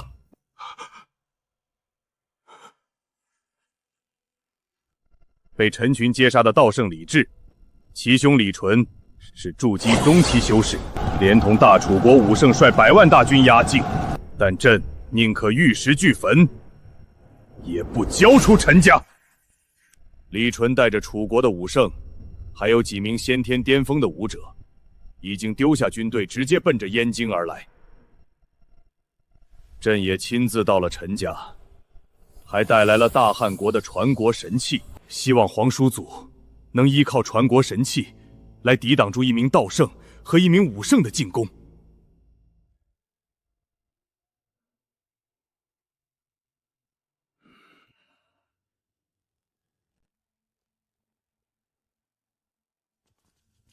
陈群赠送筑基丹后，上官磊在回去途中直接突破到了筑基期。我回到大恒国后，向大长老上官无敌汇报了陈群的事，能和1名上仙级别的修士交好，百利而无一害。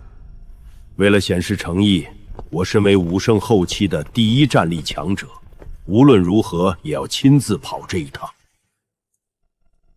切不可与这3人为敌。那名领头的大恒国老者，恐怕已经即将踏入那传说中的境界。即使我手持传国神器，恐怕在其手上也走不出3招。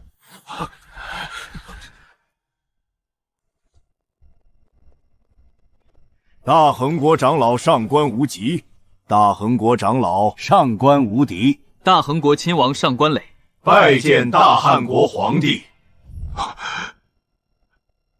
拥有上仙的王国就是与众不同，连皇帝架子都那么大。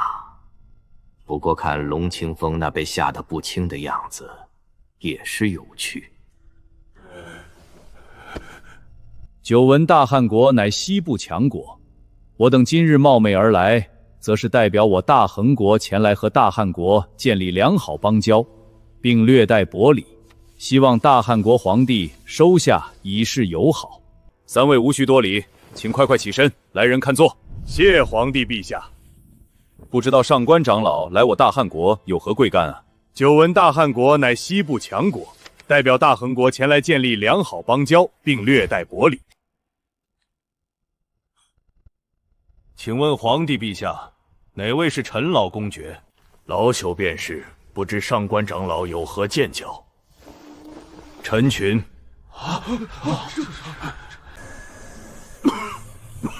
龙清风手持传国神器，仅这么一小会儿功夫就被大楚国的道圣击败，单膝跪壁吐血。大汉国众人一脸惊慌，这下如何是好？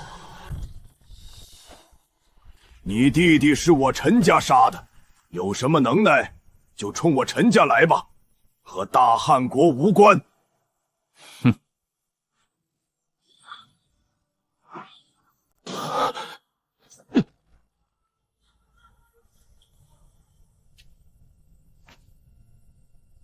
道友也算修仙之人，无故来世俗之地滥杀无辜，未免有些说不过去了。这名老者气势比刚才那个还要强大。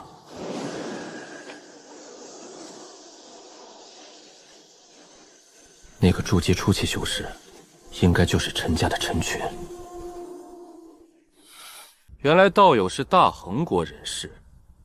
若道友执意要插手此事，就不怕引起大楚国和大恒国的两国交兵吗？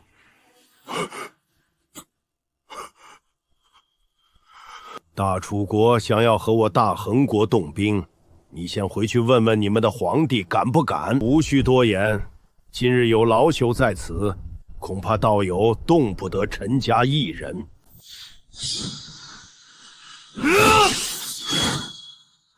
三叔，大伯他应该能应付这一剑吧？别太小看你大伯，这样的攻击就是我都勉强应付下来。你大伯的修为最起码能甩我几条街。这是护体罡气。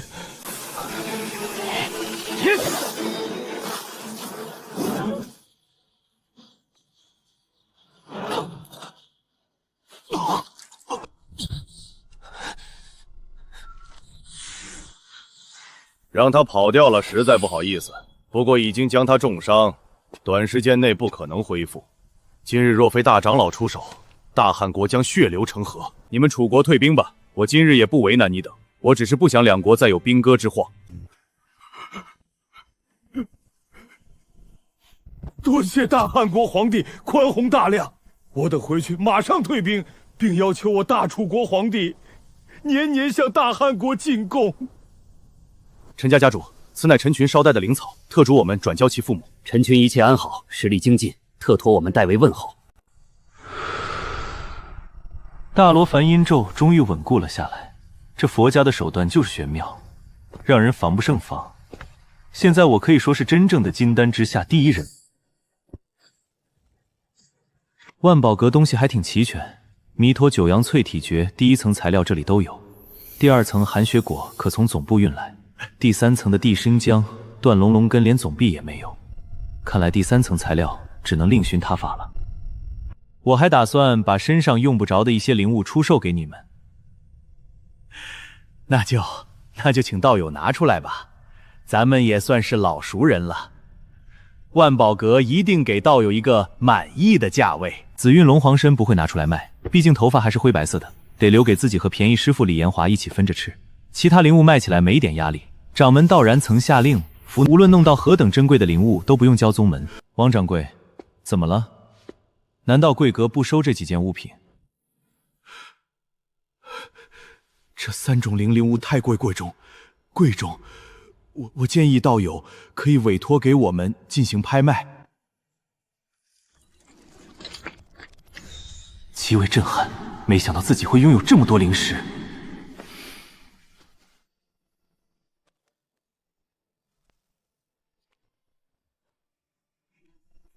此人真的古怪，拿出的灵物已比一些元婴期老怪物还要富有。万宝阁诚信第一，一定要保证顾客在万宝阁内的绝对安全。那人是筑基大圆满，不是筑基中期。此次拍卖的3种灵物，恐怕会引来不少元婴期老怪，以我之力，恐怕难以保全。给总阁用我的名义传信，让总阁派2名太上长老过来，务必保证1个月后的拍卖顺利进行，同时加大宣传力度，要让这场拍卖会名满整个大陆。半个月修炼成功弥陀九阳体诀第1层，剑玉可禁锢筑基后期妖咒，大罗梵音咒可吐出金色妈2字。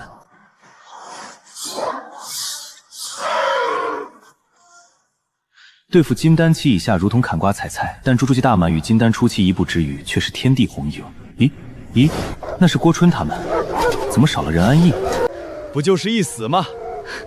能和舒柔妹子你死在一起，俺老郭死的也开心。如果能活下来，俺一定娶你为妻。你们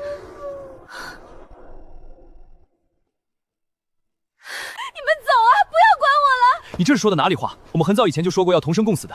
如今安逸去了寒风谷，就剩下我们4人了。我和郭春是无论如何也不会丢下你和魏晨的。不就是一死吗？能和舒瑞妹子在一起，死也开心。如果能活下来，一定。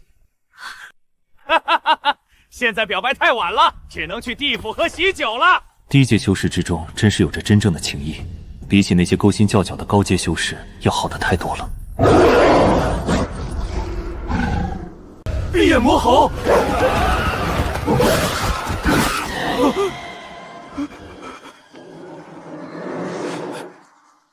郭大哥，你还挺浪漫的啊。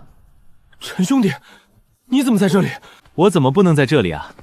很久不见，你们都还好吧？这只闭眼魔猴怎么？小黑是我的灵宠，在机缘巧合下救过他一命。陈兄弟福泽深厚，多谢救命之恩。既然郭大哥和何书柔道友喜结连理，那我也得送你们一些礼物才好啊。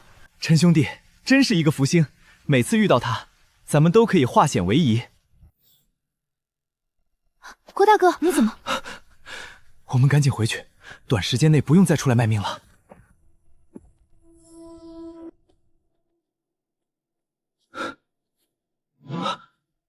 你们知道陈兄弟送给咱们的是什么吗？有近100头筑期妖兽的尸体，还有4颗筑基丹。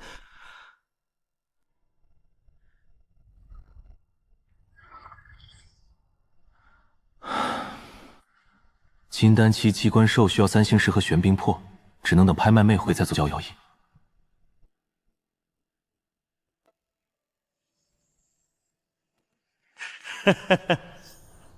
寒雪果已从总部运来，花了200上品灵石买下。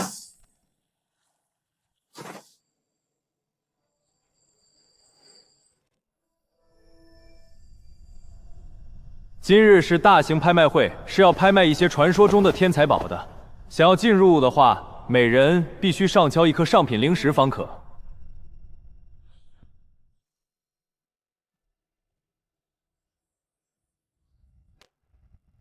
如愿以偿，用1万上品灵石拍到1小节断龙。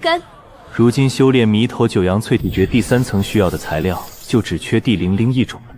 接下来拍卖的是炼制凝灵丹的主要灯芯草，起拍价3万上品灵石，每次加价不低于5000上品灵石。9万、8万、10万、10万、15万、20万上品灵灵。这件武器名叫寒月，是一件下品仙启级别的法宝，起拍价60万上品灵石，每次加价不低于10万。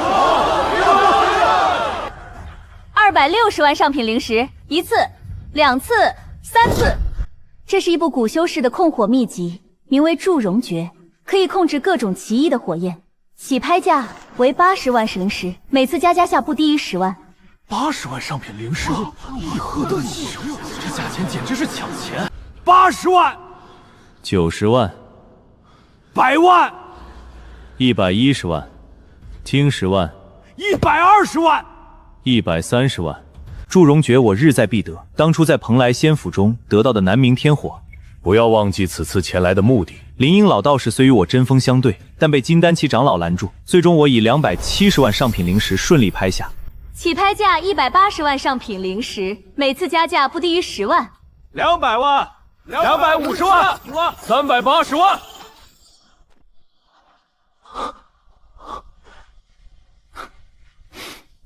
下一件是可以修复神魂的灵物阴神花，此灵物极其罕见，起拍价300万上品灵石，每次加价10万上品灵石。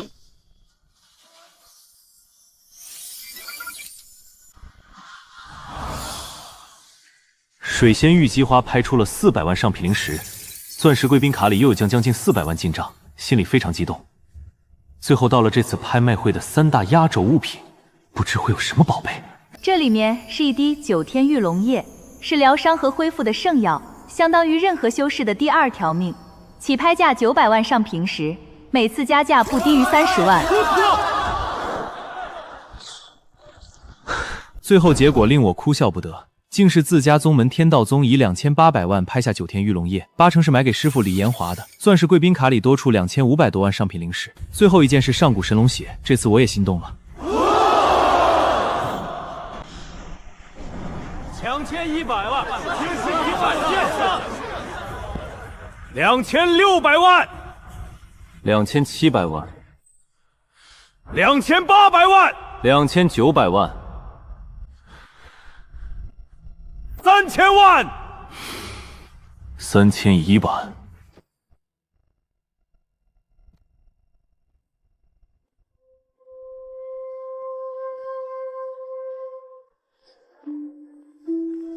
请问前辈，这瓶地心灵章是怎么卖的？2000上品灵石。前辈，这价格似乎有些高了，1800上品灵石，晚辈便拿下了。终于凑齐米九阳淬体体诀第3层的材料了，又找到一块3星石，制作金丹期机关兽的材料只差断魂木和玄冰魄了。虽没找到另外2种，但已心满意足。原来是这小子，正好新仇旧恨一起算。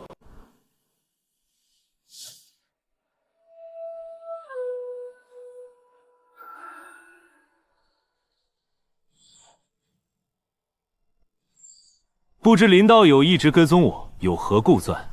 道云小子，我可是一直在寻找你。你在蓬莱仙府内害得我差点丢了老命，今日你又落了我天师教的面子，居然和我枪倒秘籍，正好新仇旧恨一起算。道慈长老，你怎么来了？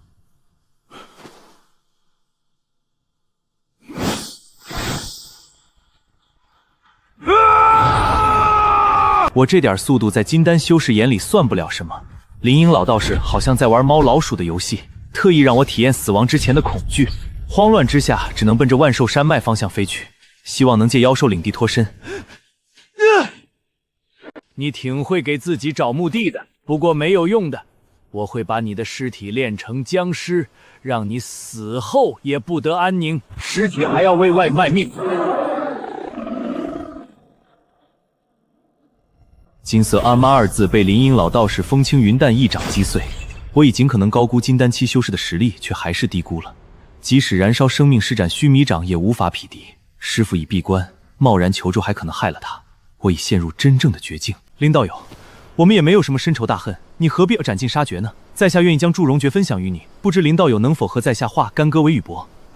怎么可没想到今日在蓬莱仙府坑害我？你与我争抢护融诀的时候，怎么没有想到会有今日？你当初在蓬莱仙府坑害我的时候，你怎么也没有想到会有今日？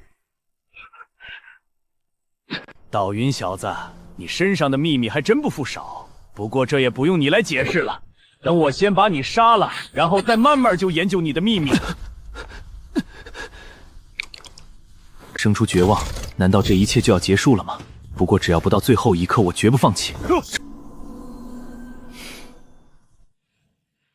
道云小子，你真的挺能跑的，不过今日也注定了会是你以后的忌日。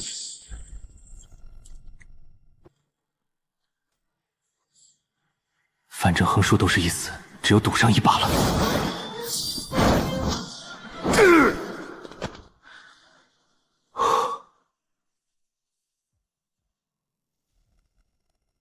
道云小子，赶紧出来受死！我还能给你一个全尸。林道友莫非以为在下是傻子，想击杀请破开禁制？先别得意。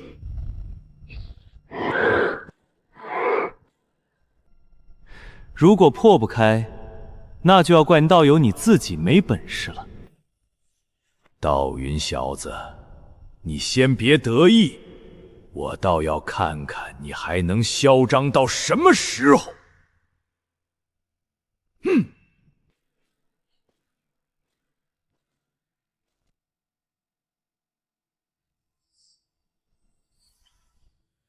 如果禁制被打破，林英老道士一定会毫不犹豫冲进来厮杀我。根据波纹推算，如果不停攻击，恐怕1个月时间，禁制就会被完全打破。时间一天天过去，林英老道士依然在洞口稳如泰山的等待。洞口祭制已慢慢出现蛛丝般的裂纹，头顶上的巨大黑色六郎星也变得更加诡异。不知我这山洞究竟藏着什么秘密？嚯！哼！米九阳淬体诀终于修炼到了第3层，我的身体强度已可堪比上品宝器。修炼第4层用的铁木灵液和佛焰根已几千年没见过，能修炼到第3层已属不易，剩下就看缘分。估计这禁制连明天晚上都撑不过。我和洞外林英老道士有一句没一句聊着天，丝毫看不出两人间的矛盾。但两人都知道，一旦禁制打破，林英老道士一定会毫不豫冲冲进来击杀我。你应该没有什么遗言了吧？一会儿我就进去，直接送你上路了。想要送我上论，还要看你有没有这个实力。洞口禁制终于被打破，林荫老道士踏进山洞想直杀我，却感觉如坠泥泞。我控制空间的能力比1个月前强大了太多。就在我想冲出洞口夺路而逃时，身后忽然出现巨大吸力，林荫老道士已被黑色流用星吸了进去，我也随之消失。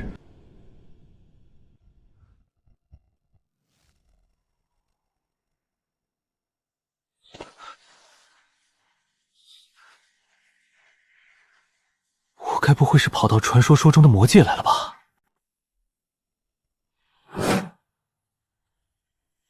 传令下去，务必将那2名进入魔界的人类修士击杀，即以1人赏上品魔石100万，进入血池修炼1月。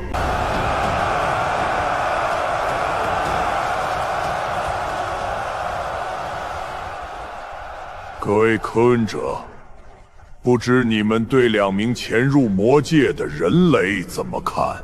我等晋升魔王后，便被永远困在这魔王堡之中。除非晋升魔皇飞升上界，如今数十人齐心合力与规则抗争，再有10年便可解除束缚，打开前往天蓝大陆的空间通道。到时魔族修士便可尽情夺回曾经属于我们的东西。想必此次进入魔界的人类是来打探虚实。如果大能修士知道了我们的计划，恐怕必然会在天蓝大陆的空间出口处做手脚，所以为了安全起见，前来魔界的这2人绝不能放过。我已成为魔族必杀对象，却不知道，随便选了一个方向走，击杀炼气筑基魔兽，躲开金丹魔兽。看到黑色城，别提多高兴了。结果魔族修士飞出剑雨攻击，只能扭头就跑。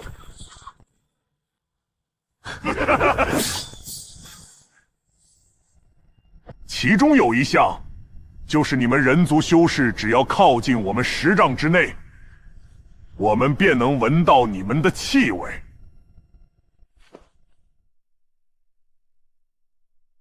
现在你可以安心的上路了吧？一会儿让我先来送你最后一程。多谢各位的指教，现在我的确是可以很安心的上路了。这卑鄙！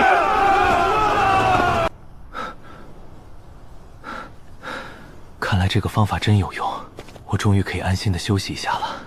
你恐怕高兴得太早了。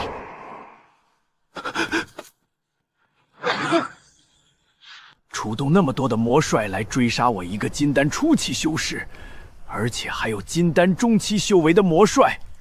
等老子哪天修为大成了，一定灭了你们这个该死的魔界！越想越后悔，当初天水城为什么没有直接击杀陈群，反而玩起猫捉老鼠，结果把自己玩到魔界来了。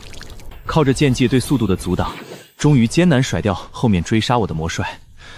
这沼泽泥巴虽然气味蹭急，却是保命的关键，必须不停涂抹新鲜泥巴掩盖气味。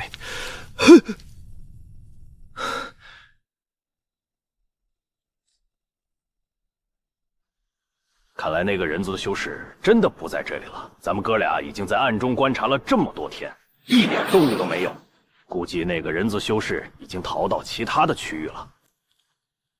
魔族修士确实全部走光了，是时候运功突破了。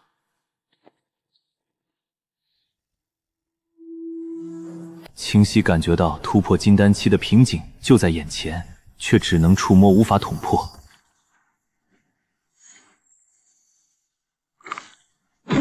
如今瓶颈越来越松动，金丹期就在眼前。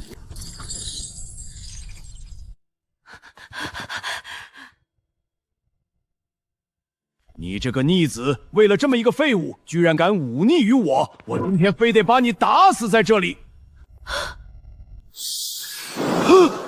刚刚遇到的是我的心魔，如果不是这金色球在关键时唤醒了我，一旦在心魔中发狂，我就会变成一具只知道杀戮的行尸走肉，到死亡为止。